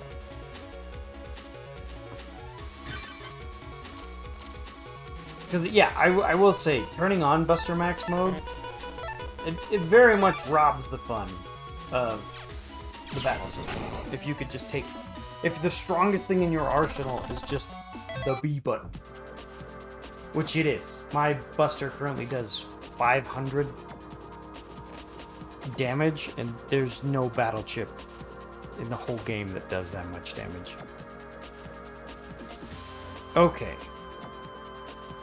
So here we are trying to fight Shadow Man.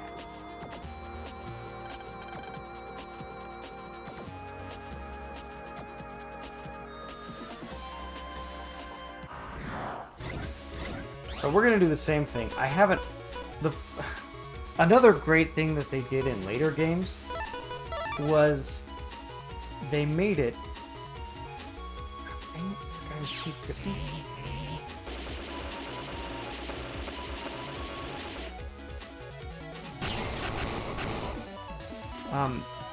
They made it so you could have multiple folders, which is great because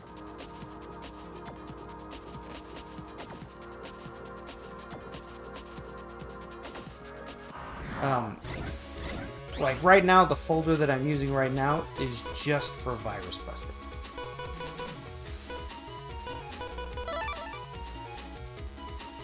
Specifically, it's there for virus busting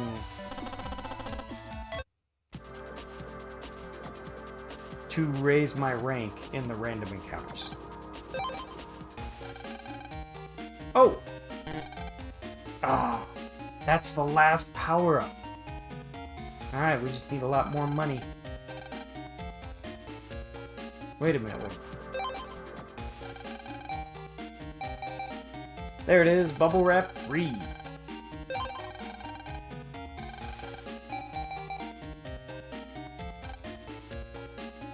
Okay, so where is the last HP memory that I don't have?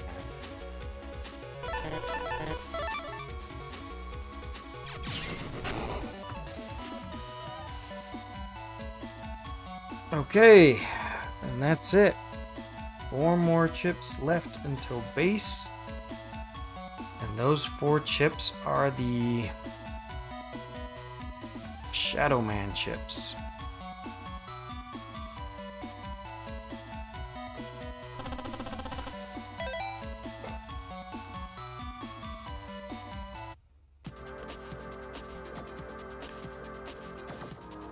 And it looks like there's 1 more HP memory that I need to find in the game.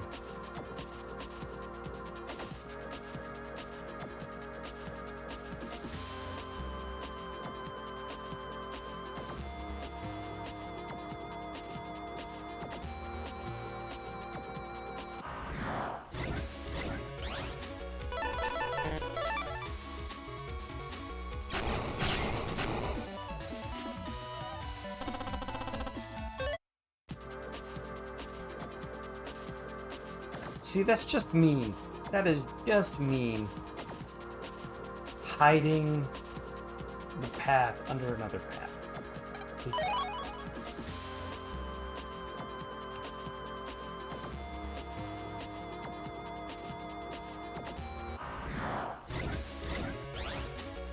Alright, so we're gonna save the game here after this fight.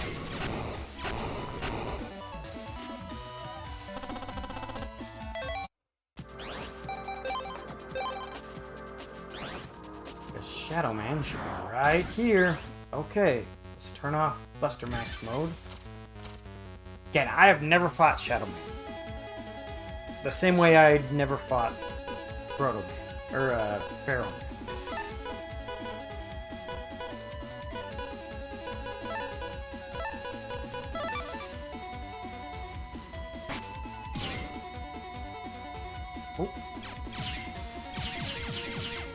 Oh, he's got clones. He's got clones.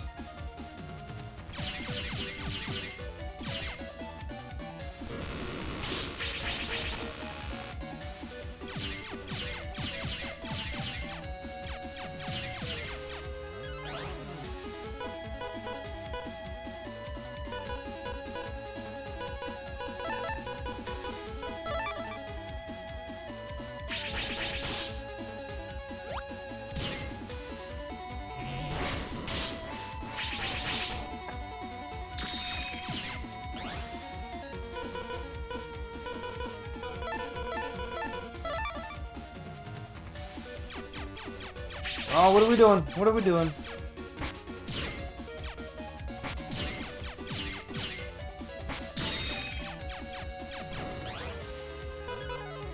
Oh, we got him. We got him. Boom! Skullman for the win.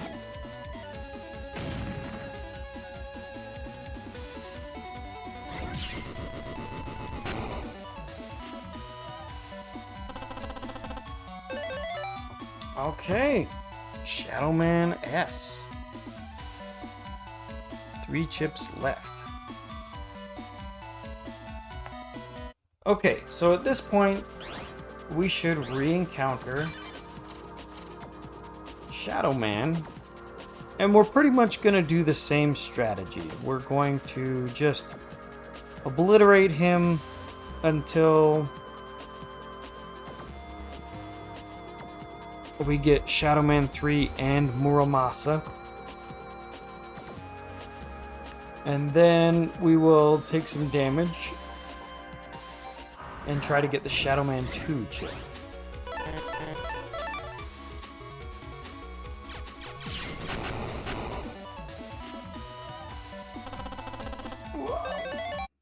Shadow Man is the hardest part of the whole grind.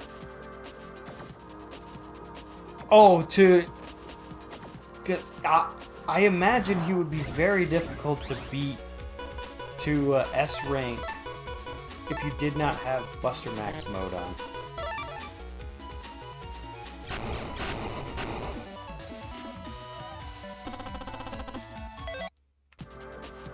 Because as I was fighting him, I did have a piece of my memory unlocked from high school when I played Mega Man Battle Network 3. And that was the Shadow Man fight. Because he did the same thing. He would throw the ninja stars. So I remember I would always stay in the top left corner. And then when I was fighting him, yeah, every time he disappeared, I went to the top left corner. I waited for like 1 second, and then I darted all the way down and all the way to the front. And that was usually enough to shake him off. And then he would reappear.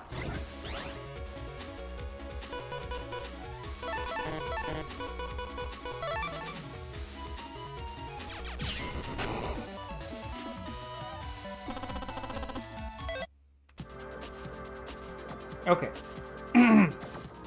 So we were talking a little bit about Death of the Author and video games. and kind of if you can play games wrong, who gets to pick. So I talked a little bit about how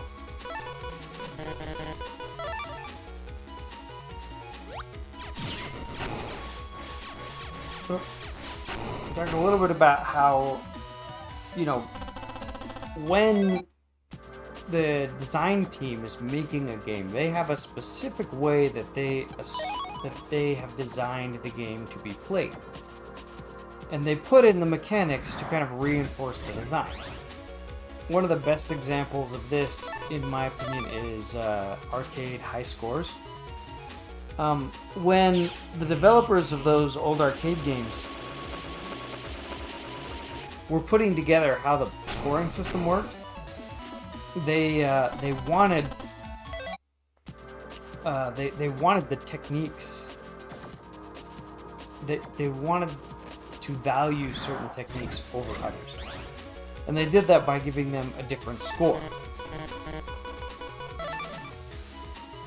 If you performed the more desirable, usually more difficult technique, you would be rewarded with more points. This was also the case in Super Mario Bros. 35. In Mario 35, there were a bunch of different ways that you could earn time. You could earn time back.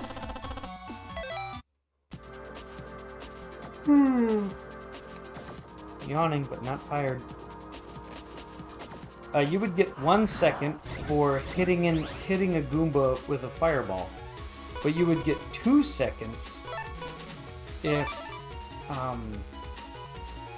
you jumped on them. And then that would go up even further if you made a chain. So if you bounced on one Goomba and then immediately landed on another and then another, so you would get 2 seconds for the first one, and then 3 for the second one, and 4 for the third one. And you could also make chains with Koopa shells. So you, oh, there he is. Oh, so he's gonna flinch.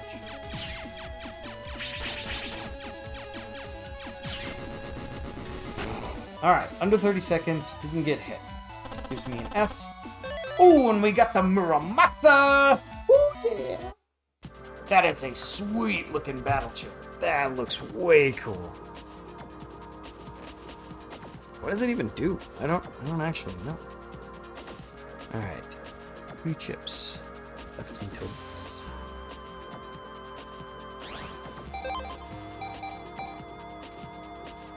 Do damage equal to your HP loss. Wow.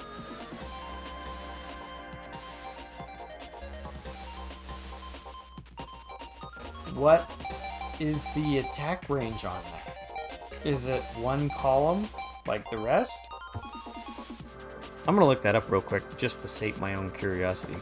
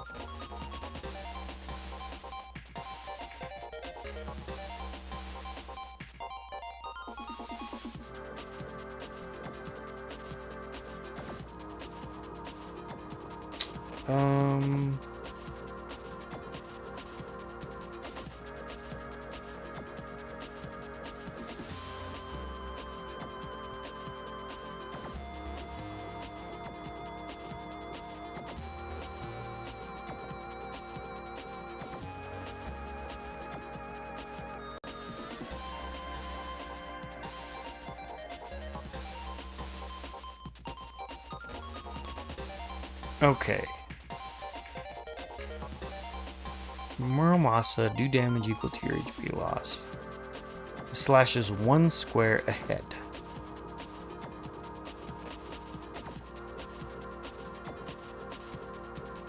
Oh, okay. So it's just a regular sword.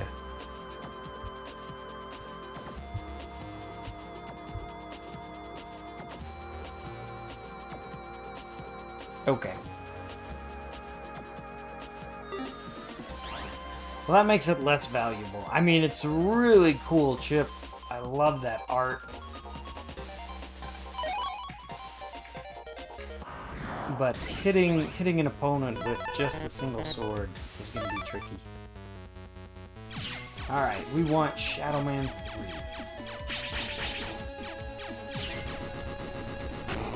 Come on, Shadow Man 3. Shadow Man 3!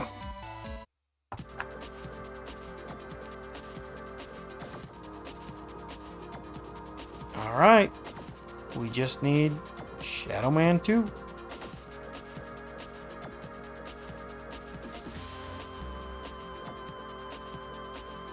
One chip left till base.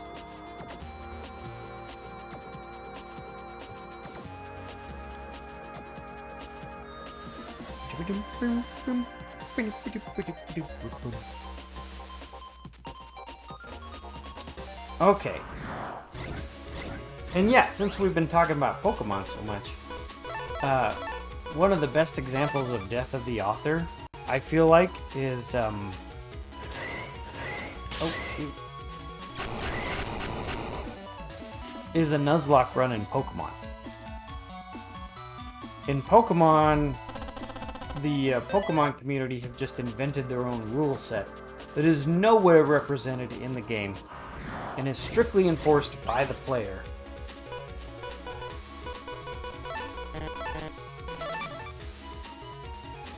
And I just think that's super interesting.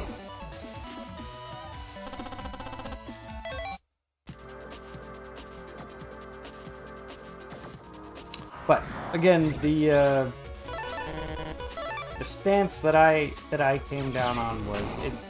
I'm not gonna tell you you're playing the game wrong if you're not doing it the way that they intended. But if you want to play the game differently than the designer intended, like if you're gonna play a Nuzlocke run of Pokemon, I don't think you can say, well, Pokemon is a bad game, because that doesn't make any sense to me. Pokemon is not a bad game because you decided not to use all the mechanics and systems that they included in it.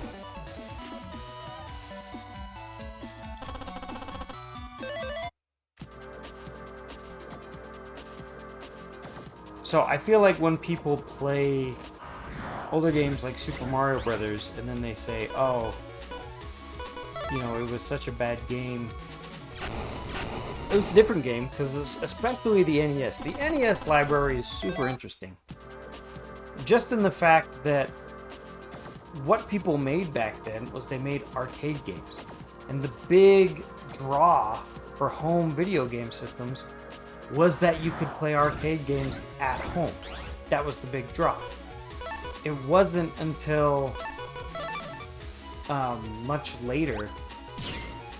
Well, not much later, but it wasn't until later when video game companies started to create games just for home consoles. Actually, Mega Man was one of the first of those games.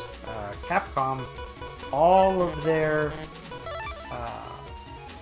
home console games were just ports of arcade games up to that point. And they decided, we want a game that is specifically designed for the home console experience instead of trying to replicate the arcade experience at home. And so they assigned that to a planner. I can't remember his name off the top of my head. And had him go through and make and design and plan out a game that would accomplish that. And that game that we got was Mega Man.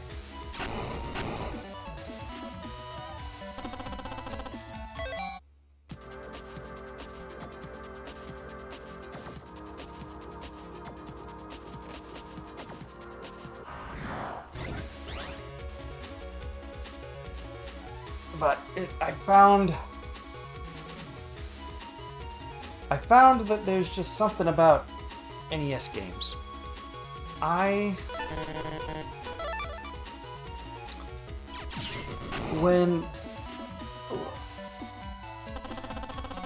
it's funny because this experience this only seems to,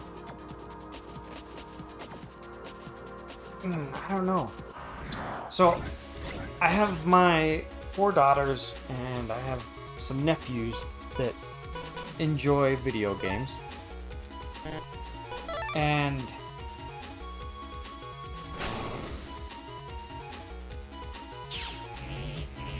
they really like NES games. My girls, they really enjoy playing Super Mario Brothers for the NES. The thrill for them is seeing how far can I get this time. And so that's something that they've really enjoyed.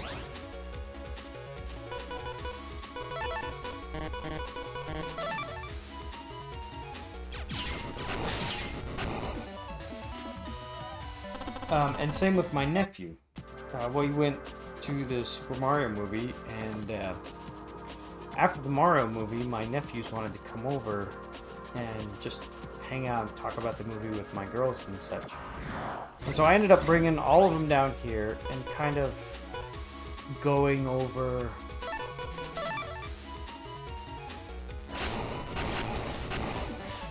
a little bit of the history of Mario. I pointed out some of the references that I caught that they didn't, because, you know, they're not in their 30s and whatnot. Like, Hello, Kaboomer! I was just talking about my experience with the Mario movie and taking all the kids and such. So yeah, after we got back, my nephews came over to hang out with my girls. And we were talking about different references in the movie and whatnot. Boomer says, "How are you?" I'm doing fantastic. We are trying to fight all the secret bosses. This is one of them. This is Shadow Man. We're going to take some damage because we're trying to get a busting level of 8 or 9.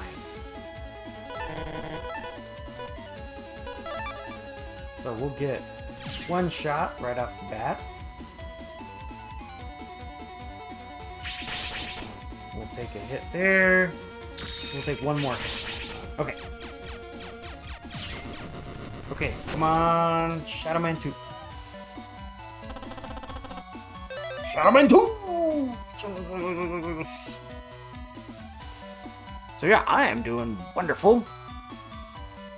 There's one more fight in the game.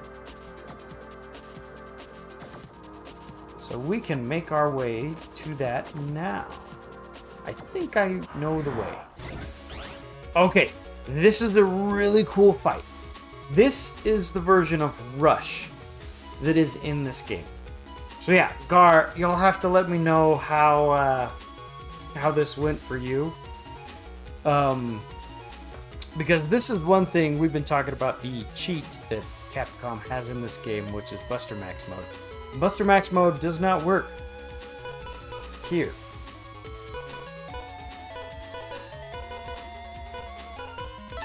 Battle chips even can only get you so far. So the object of this game, this is whack-a-mole. So Rush has 10 HP. And what's going to happen is there will be little holes on the field and he's going to pop out. And you have to hit him every time. If you miss one, then he flees. So you'll see, but it definitely gets tricky.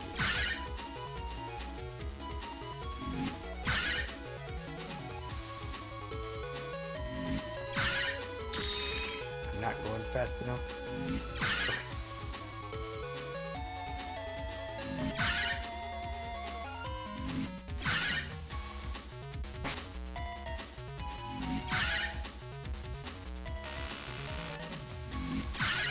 Ooh, focus. Oh, I missed him. See, all I needed to do was shoot faster. And then he escapes. Bummer.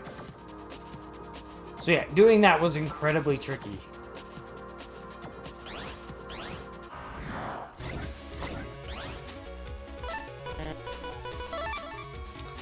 But I did get it eventually.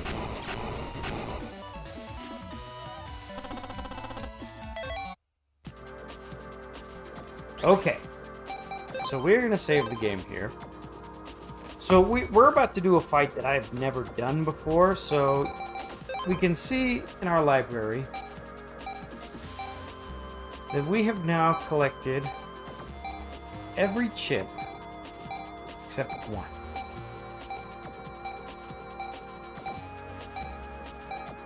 This one, 127. Chip 127 is a life aura.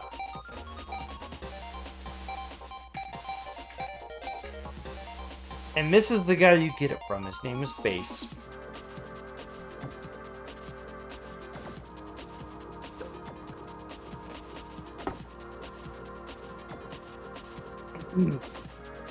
Now it's funny because Base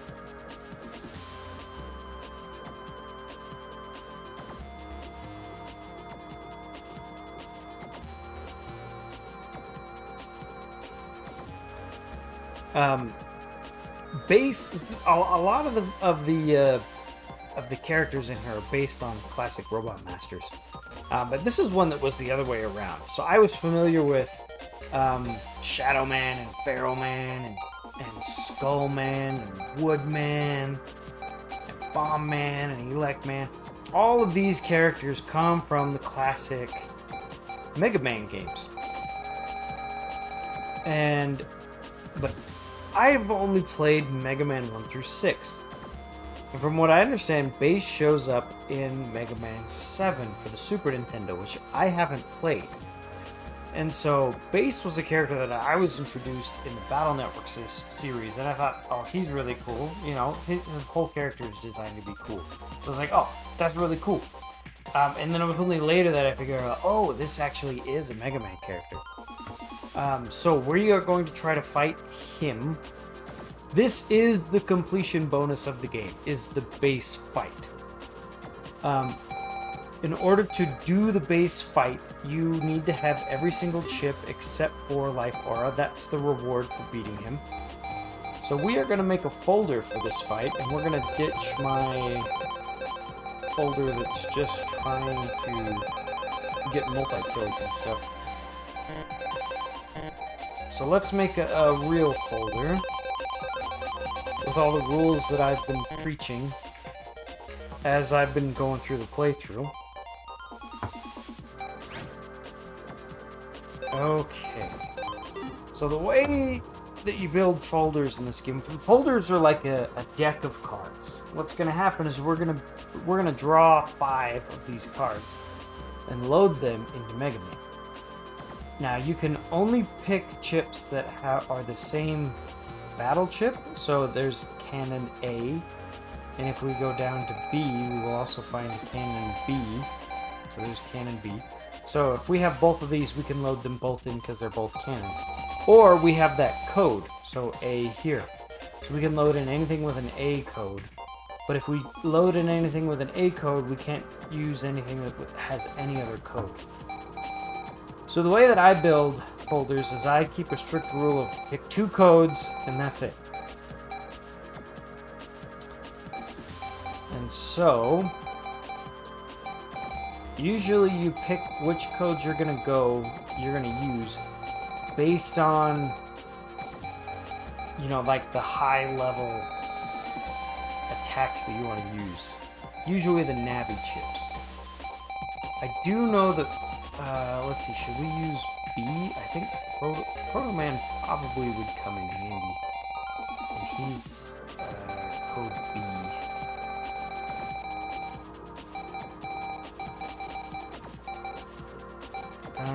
Let's see, where is it?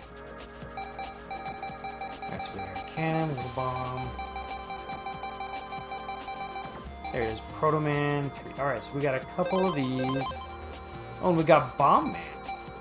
Doesn't do as much damage, but it has a cross bomb effect. Alright, so now we can use other B-type chips to kind of fill in the gaps. Mine 3? I don't know what the movement pattern is for Base, but we can try that. Snake eggs would probably be good. They're usually good against computer opponents. What else do we have? Rattans are good, but Rattan 1 doesn't do very much damage. Night Sword is good. It's a little limiting, but it does a lot of damage. Ooh, big bombs. These are way good. Okay, so that's all the bees. So we have 16 in there right now. So let's see what else.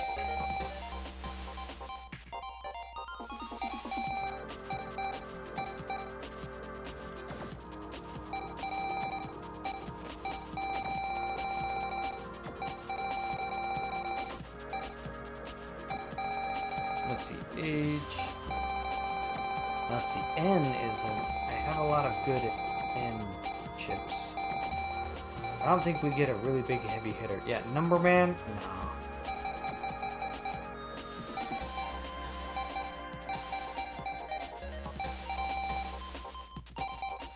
Here we go, Rattan 3. These are awesome. But we don't have... We don't really have a good finisher on N.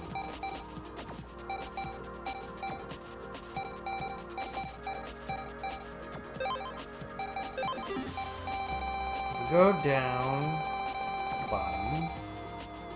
Alright, so we can use F, split into 3 for star attack. 3-row coffin laser. Should we see what we have for P?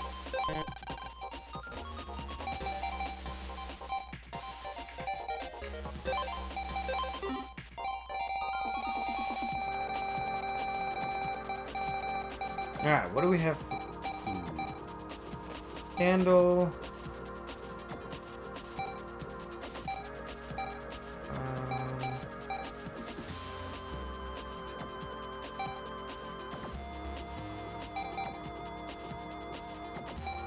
We don't have a lot for P.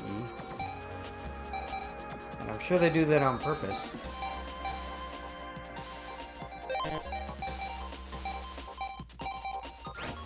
We don't have a lot.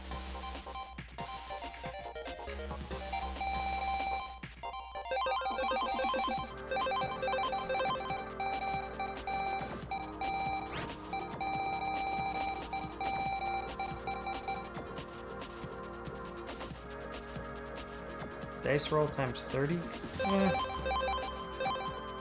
Could try that, I guess. Well, let's see, what other N's do we have that are really good?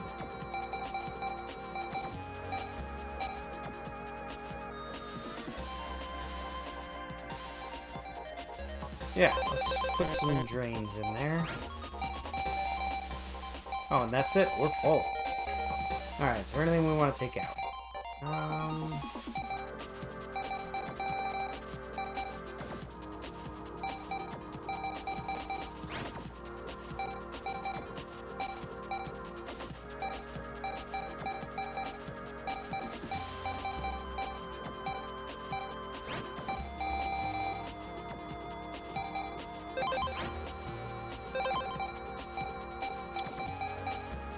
Okay.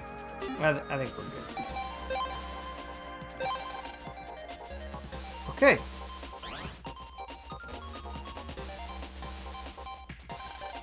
So you've made it this far.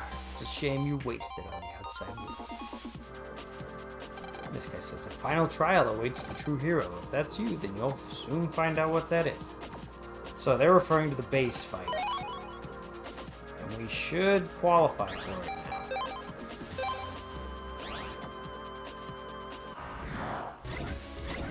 That's not it.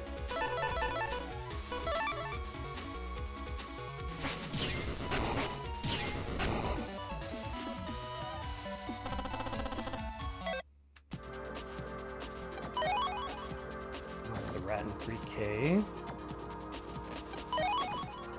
It's funny, I'm a little nervous. Yeah!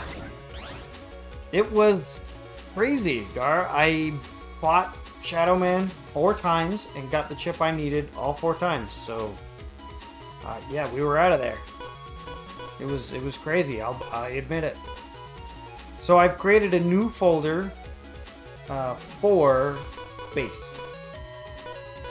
So it's all B and N.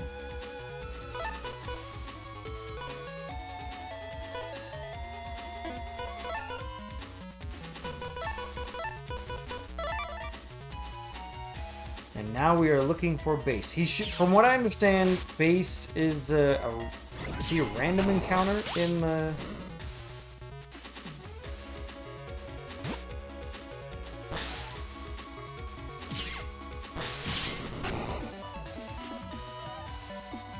Let's see. I believe base is a random encounter in this area.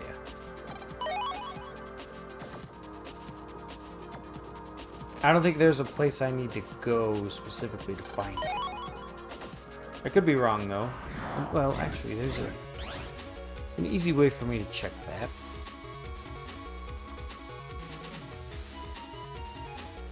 Yeah, it doesn't say there's a spot on this map.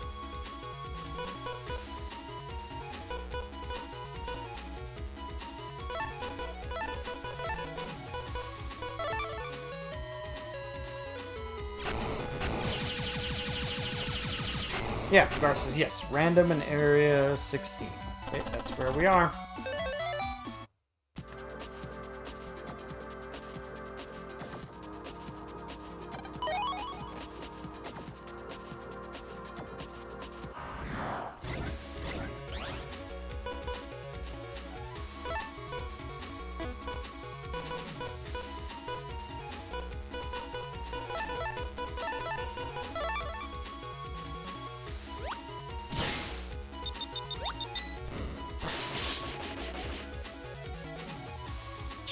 Under net 12, wherever you got. Yeah.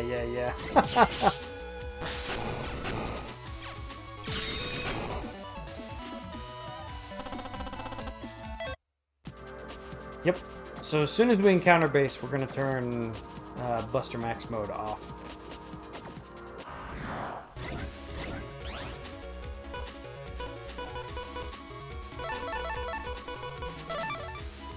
Right now, I'm just testing and kind of making sure that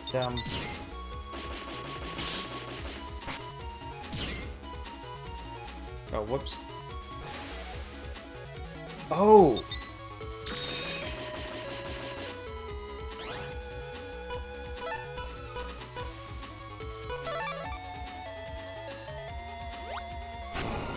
There we go. I didn't know that drain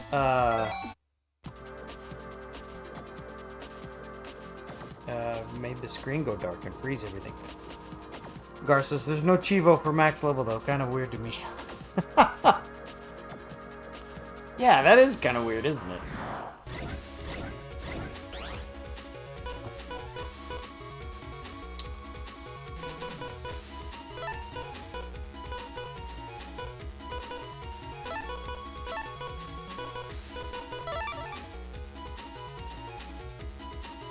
I don't even know.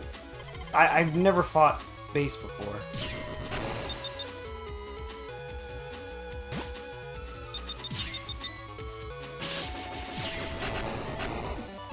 Oh, whoops. Yep. So this will all be new. I fought base in high school in Mega Man Battle Network 3 because I completed that game then.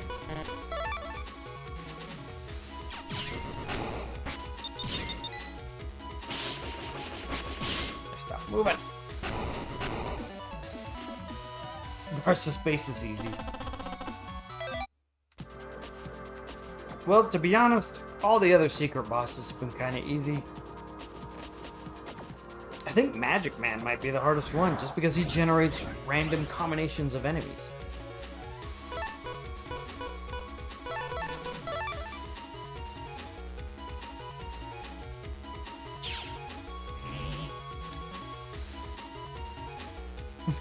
It puts the equation on the screen. That's hilarious.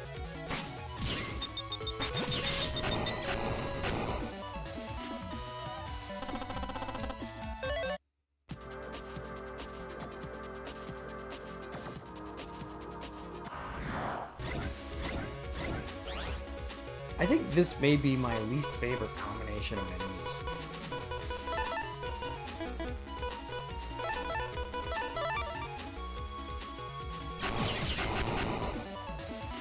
Garces, I beat him first try. I had to fight Shadow Man 1,000 times, though.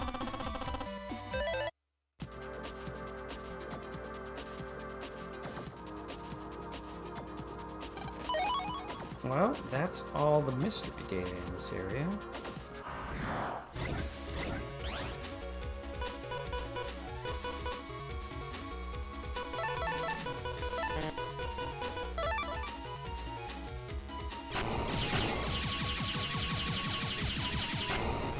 So,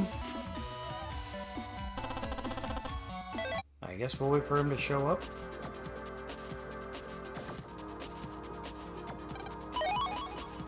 I honestly thought he would show up quick. Like, I understand he's a random encounter, but I mean, this is my reward. My reward for doing all the rest of that is this fight. So I feel like I've run the whole length of the area a couple times now.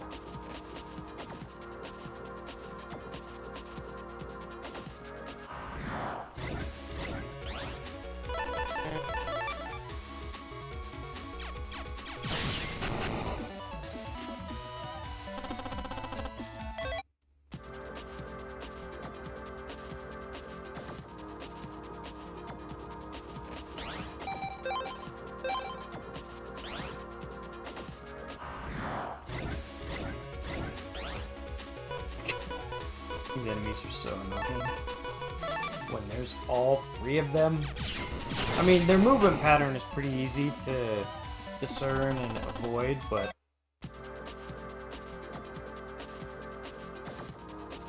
it was very hard to multi-kill those guys because they all take 2 hits. Minimum of 2 hits.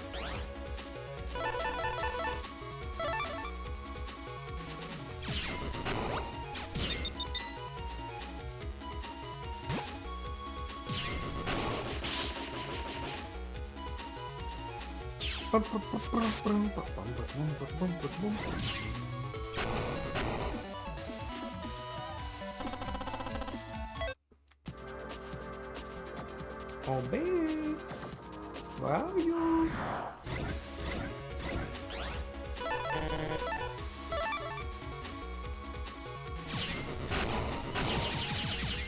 Already done all the work.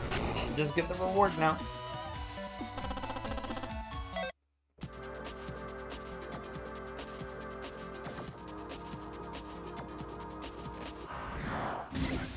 There he is. Okay, so you can see he's got 2 numbers on him. The top 100 is the life aura, which means that any attack that does less than 100 will not work. And then his HP is below him, which is 1,000. Okay, I have 2 attacks that do over 100. So, and it looks like we have 3 end chips. So we'll start with Rat and 3, then we'll go to Number Man and go to Drain.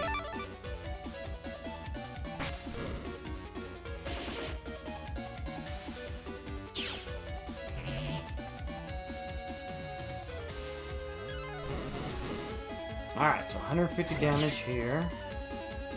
I don't know what his attacks are. Oh! Well, that one's obviously meant to be unavoidable. Well, that's what the drains in the deck are for. Regain a little bit of HP. Oh!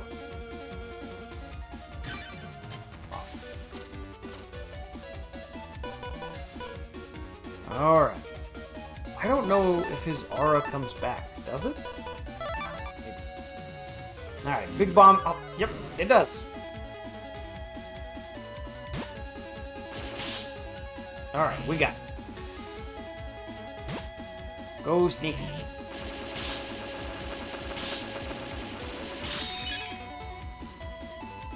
Oh, this is not working very well. Oh, he got his arm.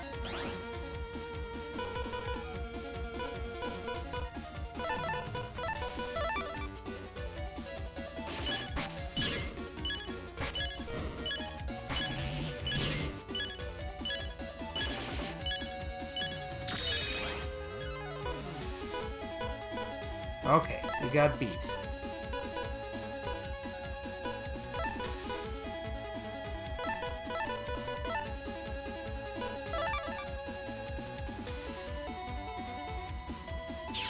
Alright. I don't know how many more hits I can take.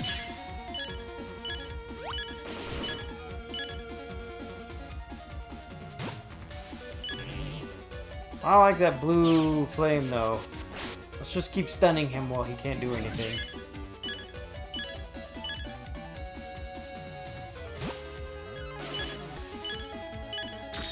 Oh, I wish I had one more Proto Man. Alright, let's do Drain. Number Man. Oh no, let's do Drain, Rat in 3, then Number Man. Okay, Drain.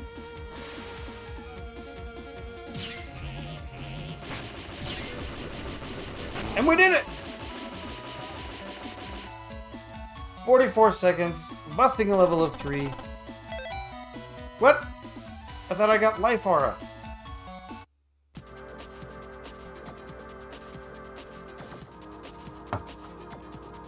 So I'm guessing you have to do better to get Life Aura. Let's check that.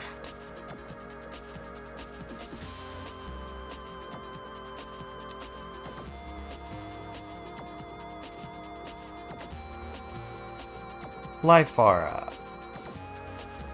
Oh, yep. Same thing. Defeat base with a rank 4 or 5 to get a 25% chance to get Life Aura. Oh, okay. So we need to beat him with a higher rank in order to get it. Alright, let's go back to our folder. And now that we know a little bit more about the fight, let's figure out how to do it.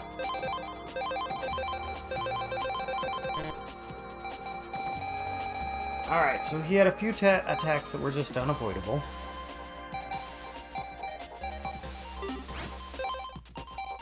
Alright, so we're going to sort by attack.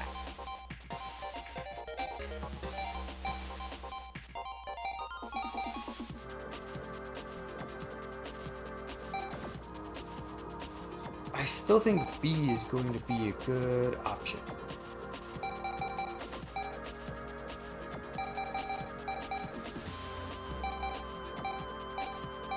The thing is we might have to go with 3 codes. No, I really don't want to do that.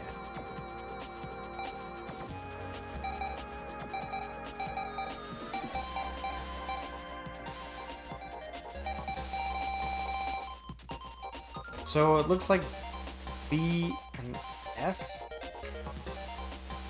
are the best options. Alright, I think we're gonna go with B.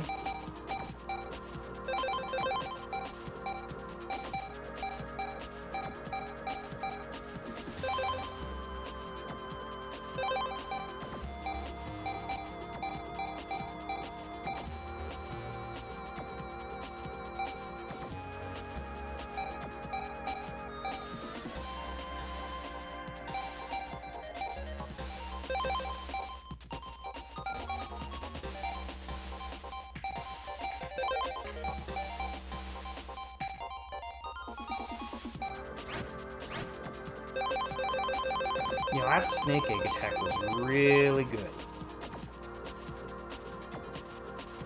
It was one of the best attacks for getting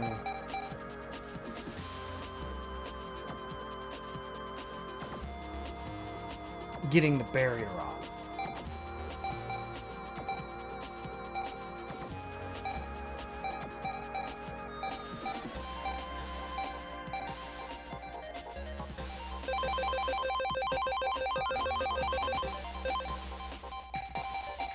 Alright, then we're gonna go for N, because Ratton was the other one.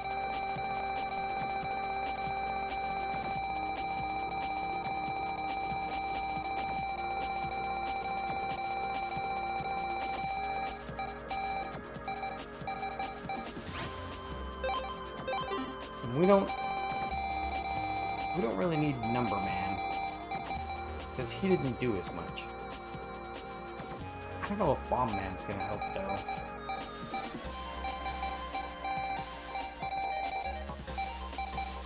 I mean, we could see what we have down in S, because if we have S, then we can use Skullman and Sharkman. Alright, let's see what else we got.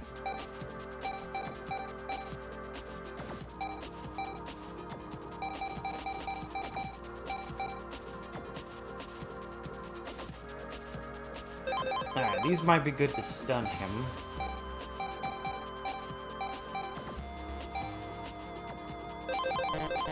And the drains were helpful.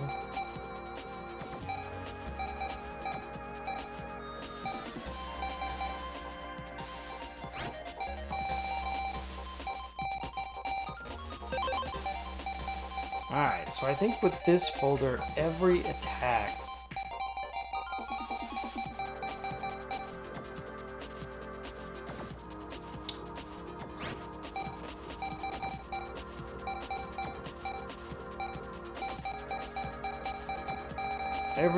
does over 100 damage. Let's just see what we have in S. Alright, so we got swords, waves.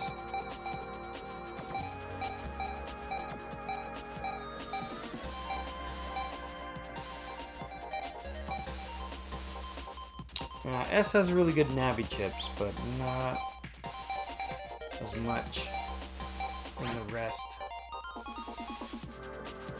Okay, so we take out the ones that are not going to hit.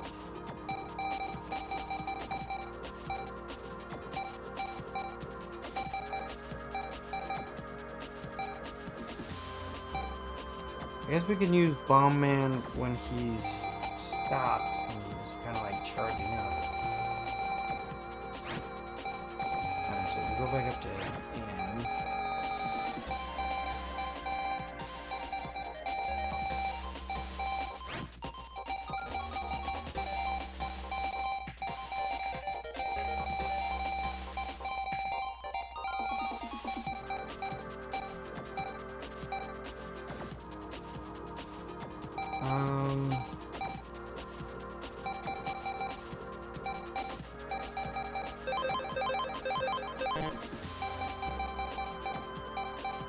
Okay.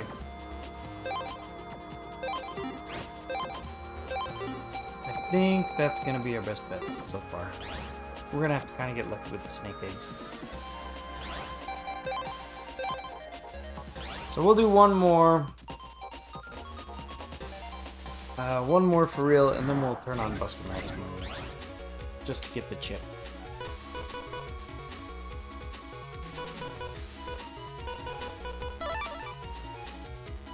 Speaking of Buster Max mode, we need that back on.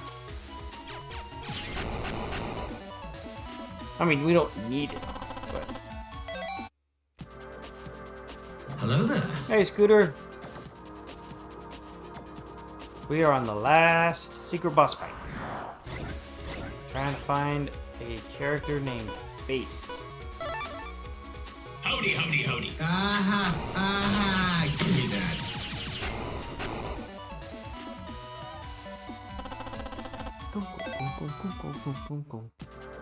What you been up to, Scooter? Howdy, howdy, howdy. Did you get your internet working? So, have you done any streams lately?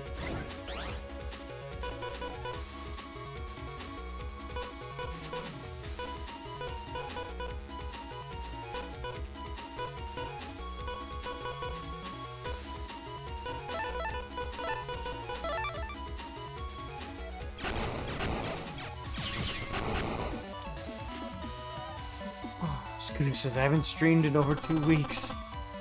Is it technical problems? Is it still internet issues? Because I know, like, sometimes I see you on, like, Mana stream and stuff.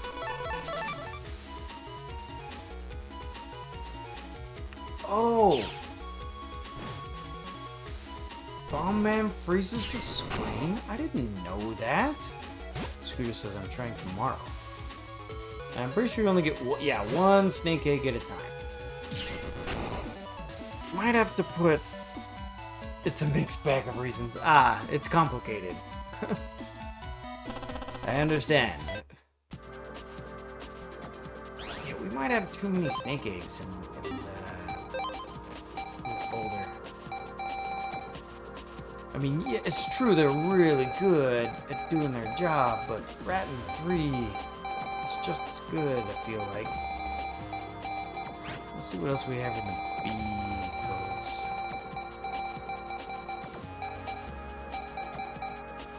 But now I feel like it needs to do over 100 damage. And almost guarantee a hit.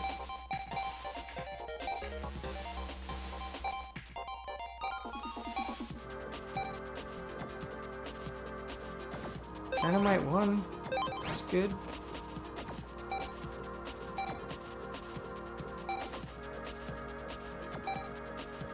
And that's it. Good enough. We'll try this one. Combine mental health and internet issues. Well, hopefully we can take your mind off things, and it sounds like things are going at least good enough to try tomorrow, so.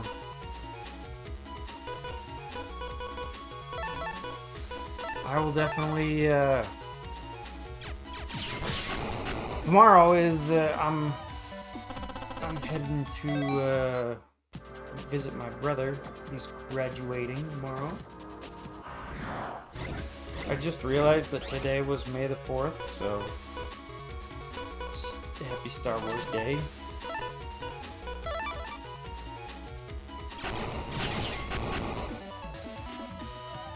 Yeah, Scooter says that would be fun. Yeah, I'm looking forward to it.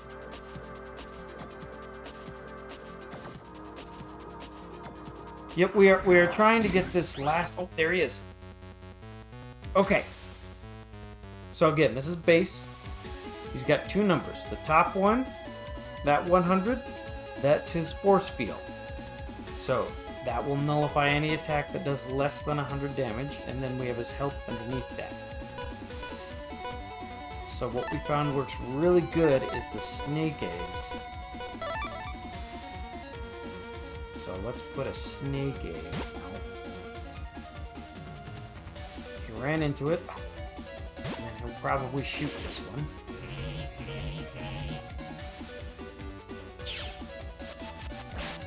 And we don't want that blue flame attack to go off. Okay, blue flame attack.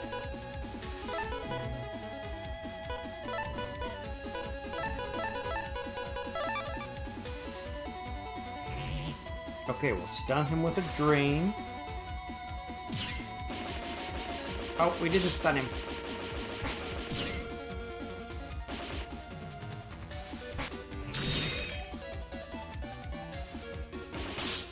Oh, I didn't even move.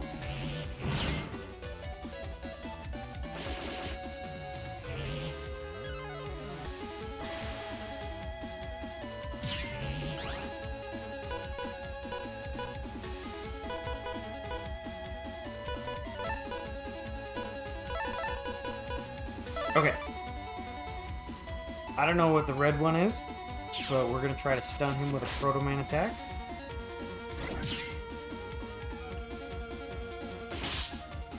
Alright, that was just mean.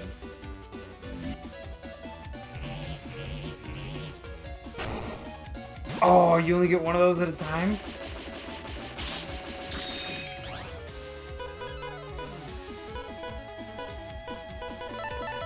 Okay, here we go. Drain.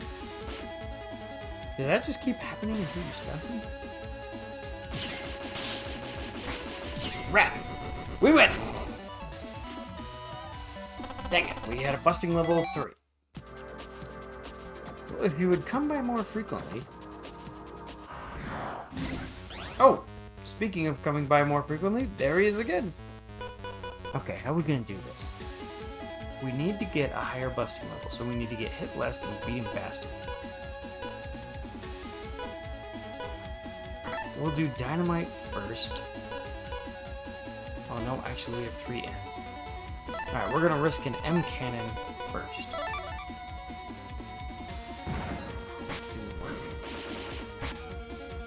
Oh, and he dodged it. And I still have Buster Max mode on, I just realized. I was like, oh, the Buster stuns him? Nope.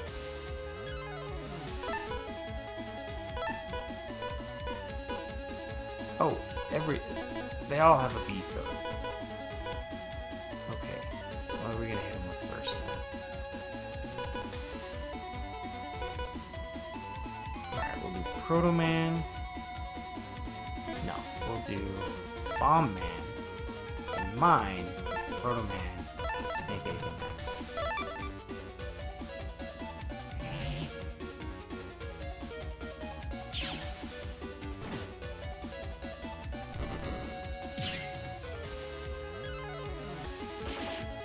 Okay, now we'll do mine. Okay, it's right in front of me. Now we'll do Proto Man.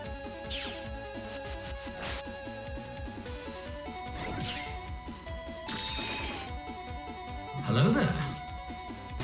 Howdy howdy. That didn't work. Maybe this will stun him? Good.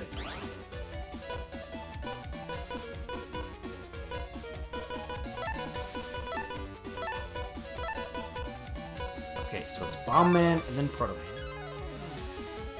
I'm waiting for him to get his shield back. Oh, he moved! I'm gonna miss. Howdy. Aha, aha, give me that. That's okay. Proto Man will finish him off. I think we got better than a 3. We'll see if we get the life shield. Ooh, 9! Still no life shield, just Zenny. Don't get me wrong, we need Zenny. Alright, how much do we have? Oh no, I think we have enough. We gotta get that life shield.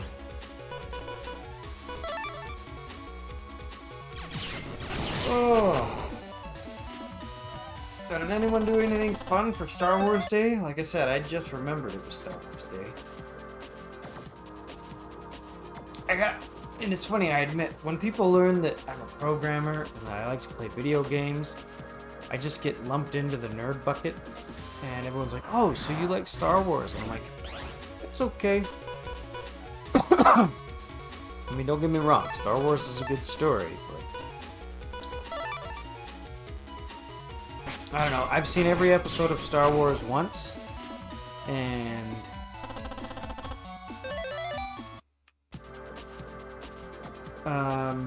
that's been enough for me.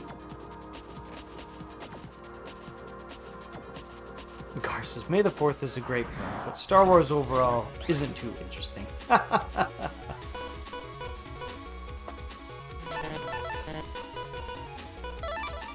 Yeah.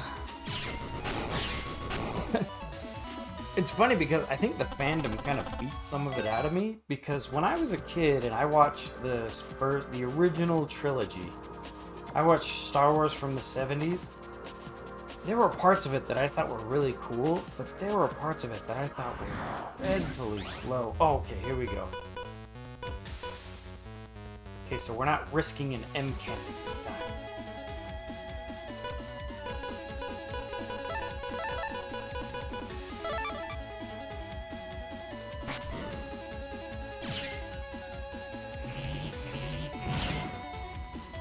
I was gonna say it's gonna be really unfair if I'm not allowed to hit you while you're doing that.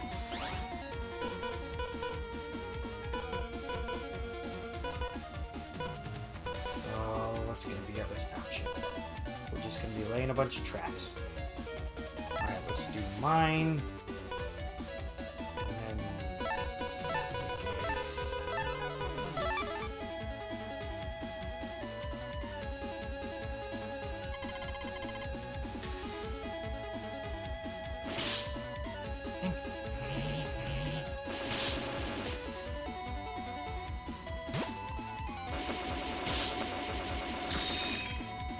Yeah, none of those really helped. Alright, let's do drain and a couple rapids. Oh, I moved! I moved!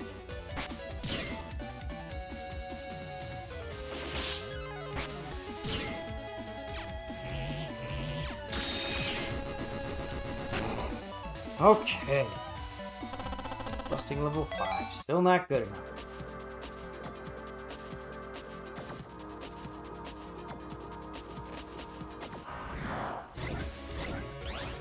It looks like our best chance is to get a 6 or an 8.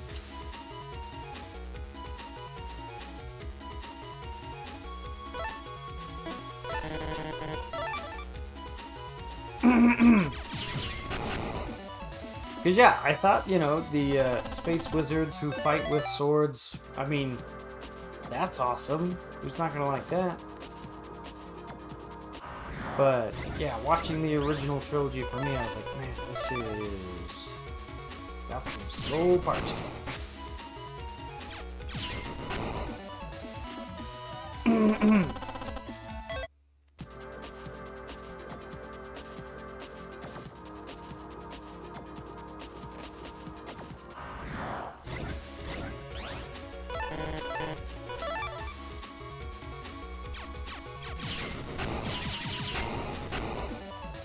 And then when the prequel trilogy came out, I remember that.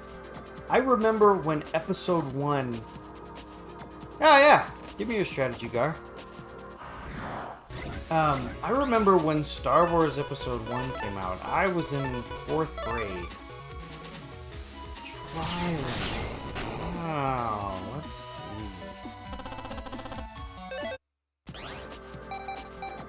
Yeah, I remember...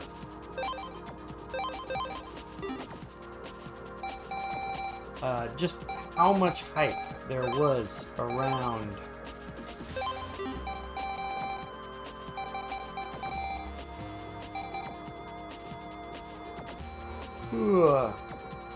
Trilands.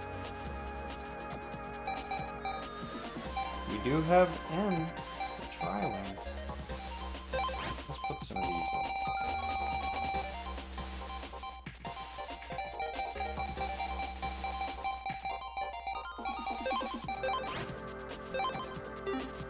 Alright, we'll use Trilance instead of M-Cannon.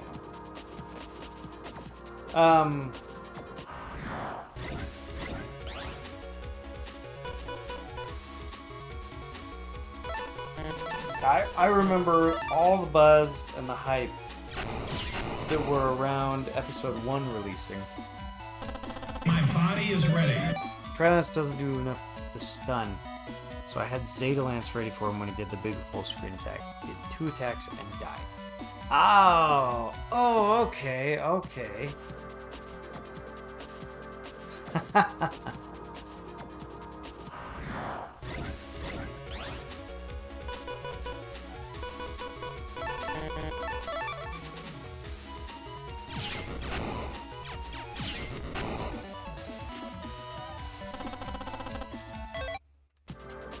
Yep, I remember episode 1 had so much hype, and then episode 2 had a little bit less, and then episode 3 had so much hype because people were just super curious about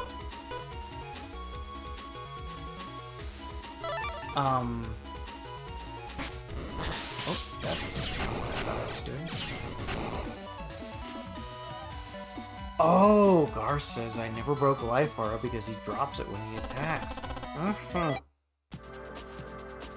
Interesting.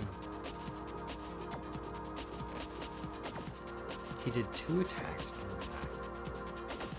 So, Zeta Lance, is that the program advance to let you use it over and over again? Or... Oh yeah, because you said it doesn't do enough damage to stun. So if you can repeatedly hit him with it, that would take him out. See, that right there is high-level strategy. Well done.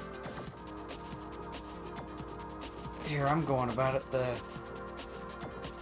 Dumped 720 on his first attack.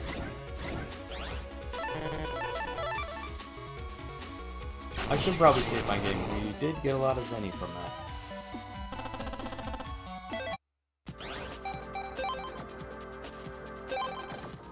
Alright, I think we're going to fight base one more time.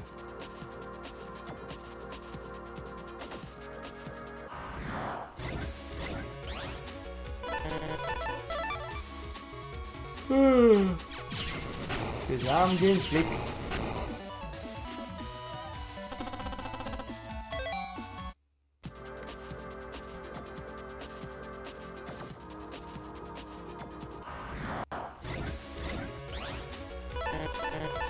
And then I think I'll stream this game one more time. I don't know how long, but I kind of want to try some online battles. I don't know. Maybe I won't stream those. Maybe the online battles are not as fun. I've seen the stuff on the internet where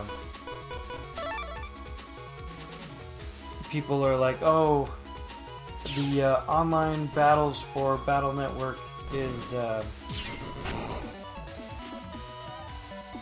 just people setting up Anubis behind a rock so you can't get it." Lester says, "Is this on the Switch?" Yep. We are on the Switch. We've collected every battle chip except Life Aura, and so we're looking for base, trying to take him out.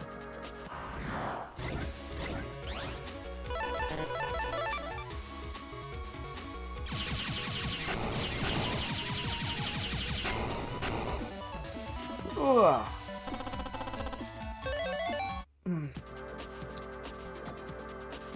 Kaboomer says, "How was your extended vacation for streaming?"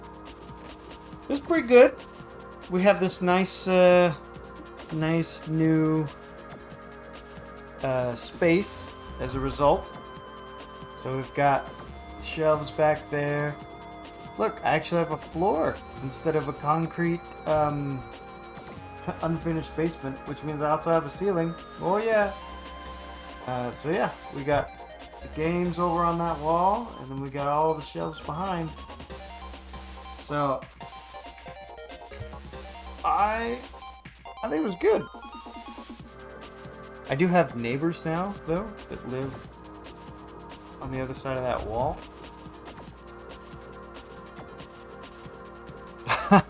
Gar says, "I'm only for a while. Good luck on base." Oh, excellent, excellent. Lester says, "Looks cozy." It is. It's very nice down here. This is my home office where when I work from home. Oh, and there's Lester with a follow. Welcome, welcome. I don't stream a little bit. But I'm a big fan of Battle Network, so when we're done with this, we will definitely move on to Battle Network 2. And I think I want to stream that whole game because I've never played it. When it came to Battle Network 1, I knew that there were a few parts of the game that I did not want to stream. Like the electricity dungeon that is so obnoxious. But yeah, Lester, you'll have to let me know how familiar you are with this game. We are at the end of the end game, looking for the very last battle chip needed to complete the game. They are not toys, they're figurines! Yes. Yep. Yes, Lester, this is the Legacy Collection. So right now we are working on... So you can see the data library there, 175 out of 176. We're trying to get the last chip.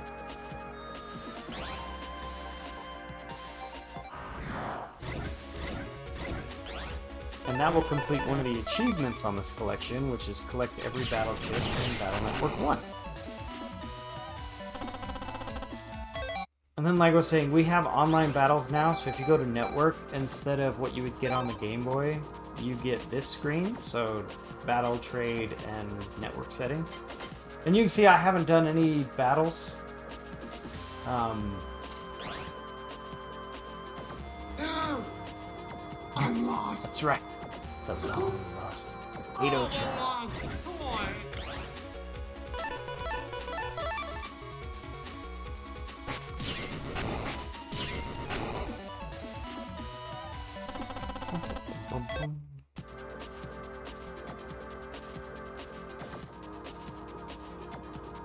But yeah, right now we're just wondering. Lester says, I just played the first Battle Network on GBA like a decade on an emulator. See, so I played Battle Network 3 on a Game Boy Advance SP in college. Or not college, in high school. with a couple of friends. We had such a good time with the battle system.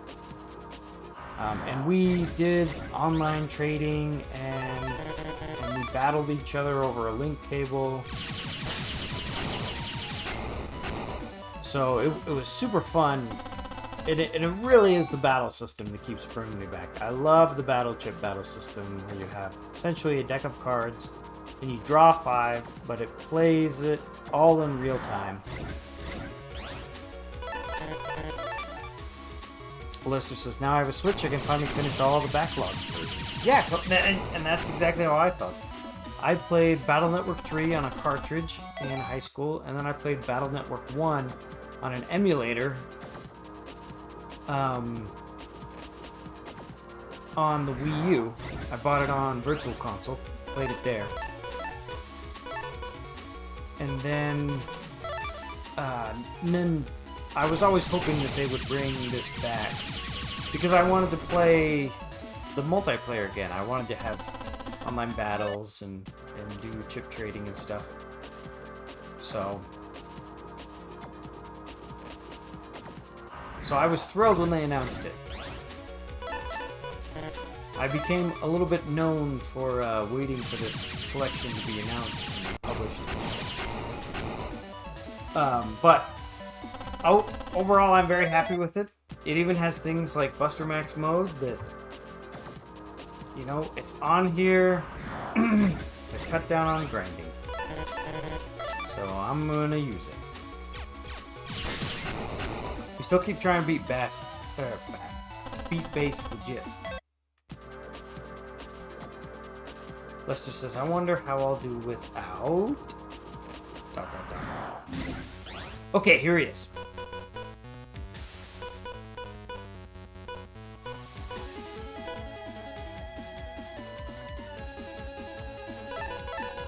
Alright. Okay, this should take out his shield.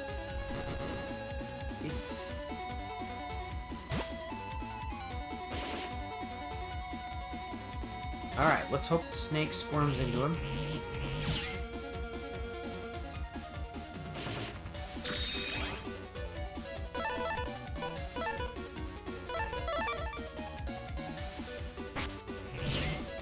Good, good.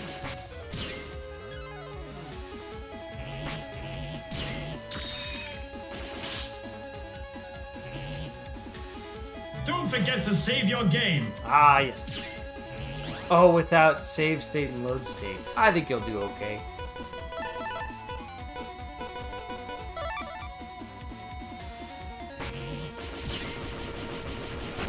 Boom! Level 10. Oh, and we still got Zenny. Still got Zenny.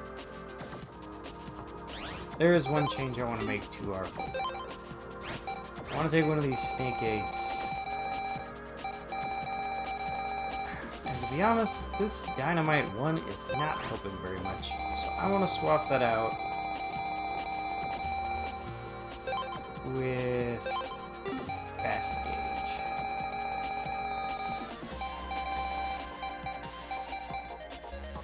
Yeah.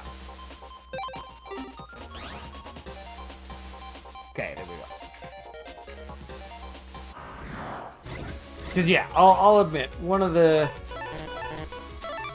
trickier things, and that's what. So the first time I streamed the game, when I started it, I played for an hour and then lost a random battle, and so I had to go and replay that last hour, and I turned on Buster Max mode for that.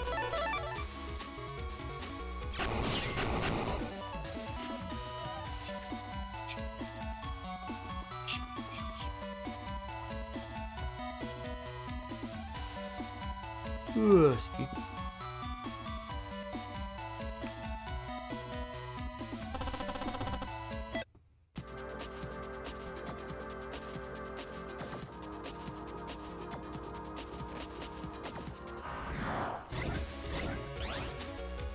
Cause yeah, doing all these fights are not impossible. Honestly, I think the hardest part might be creating a folder that you can do virus busting effectively with and fight base. But I think Gar had a pretty good strategy. Tri-Lance just does a lot of damage, and I'll bet you that it would do very well against all these viruses. In fact, if you did it right, you could probably just have a folder that is just 30 Tri-Lance chips.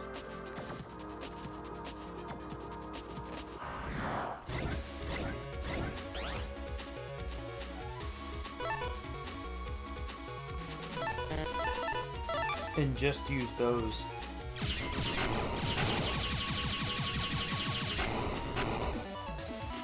And then be allowed to put in a program advance when you need to.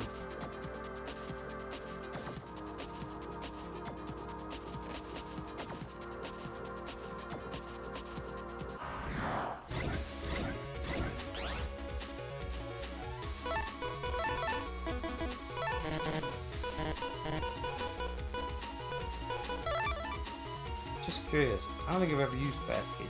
How fast does it make it? Much better. Crazy.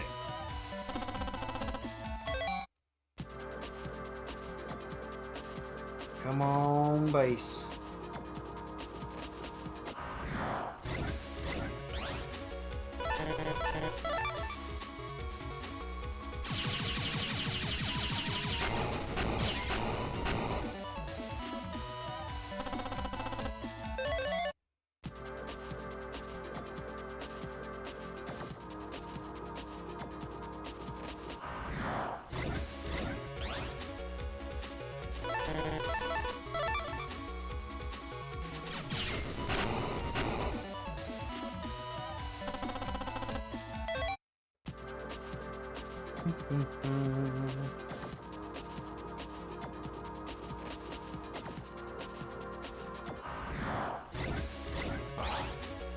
I admit, I get my hopes up every time we get into a random battle now.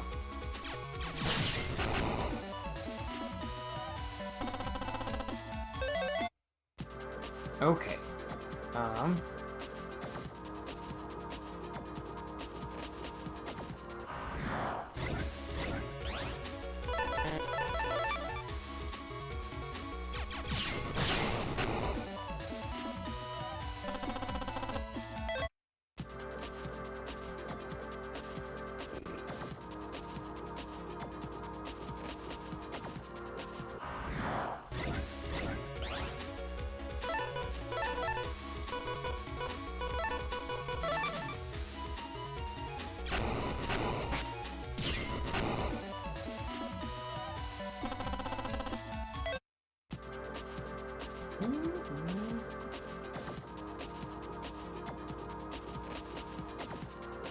Cause yeah, busting level in this game is pretty interesting.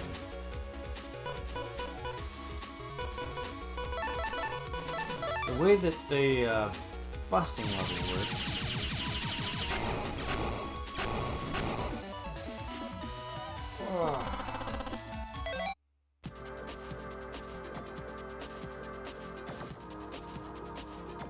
Plus it says, did you try the PvP already? I haven't. I've seen some of the stuff online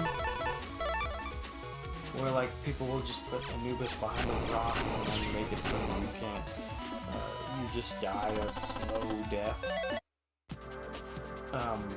But I was gonna wait until I beat the game first. So as you're probably aware of, Mega Man has a level. Right now, my Mega Man is level 96. There's one more power-up I need to find, and one more HP memory. And I found the power-up. It's in the shop, one area behind us. But I'll need to see if I can find where the last HP memory is.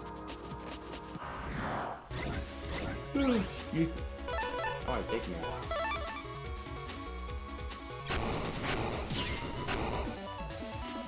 But then I'm going to try it. we were talking a little bit earlier about Pokemon and the inspirations that Pokemon had for the series.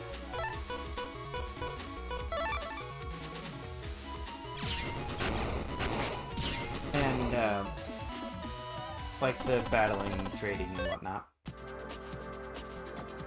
Excuse me.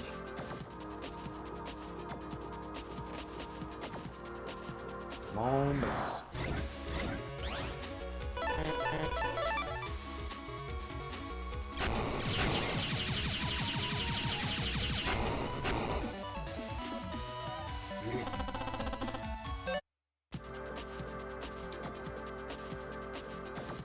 And I can't remember where I was going.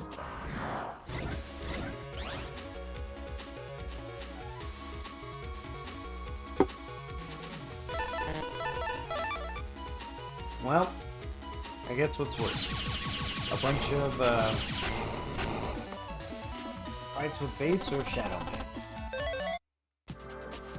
Because we went through the Shadow Man fights really fast.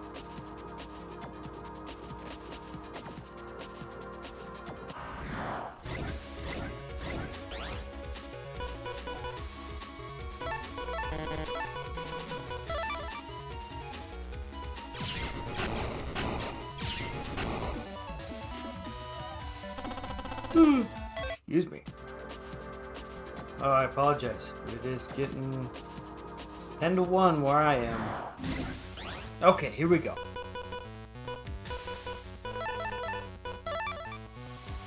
Alright, Base. Eat Snake. Get him, Snake. Yeah. Snake got him.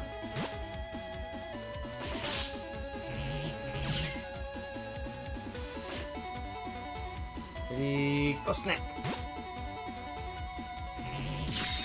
Got him.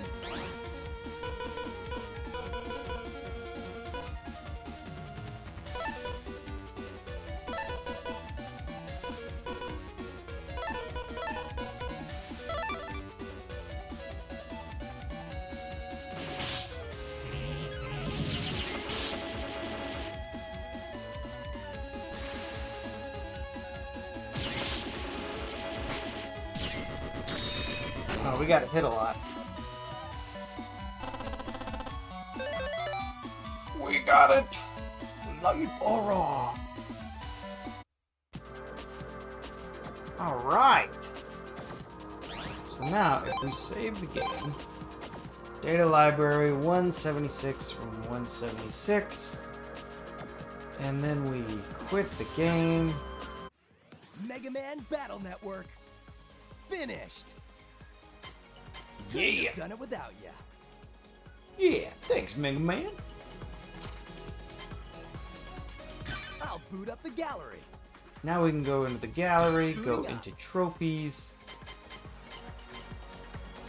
and there it is. Collection complete. Acquire all chips in Mega Man Battle Network. So I'm pretty sure that is all of the Mega Man 1 Battle Network 1 achievements. So yeah, the next stream will either be Battle Network 2 or Battle Network 1 online. So we'll see what we get. Let me bump this up. Take the game out.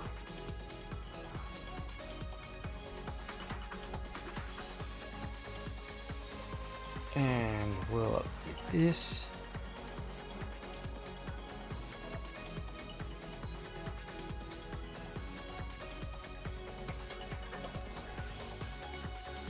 And let's see who's on.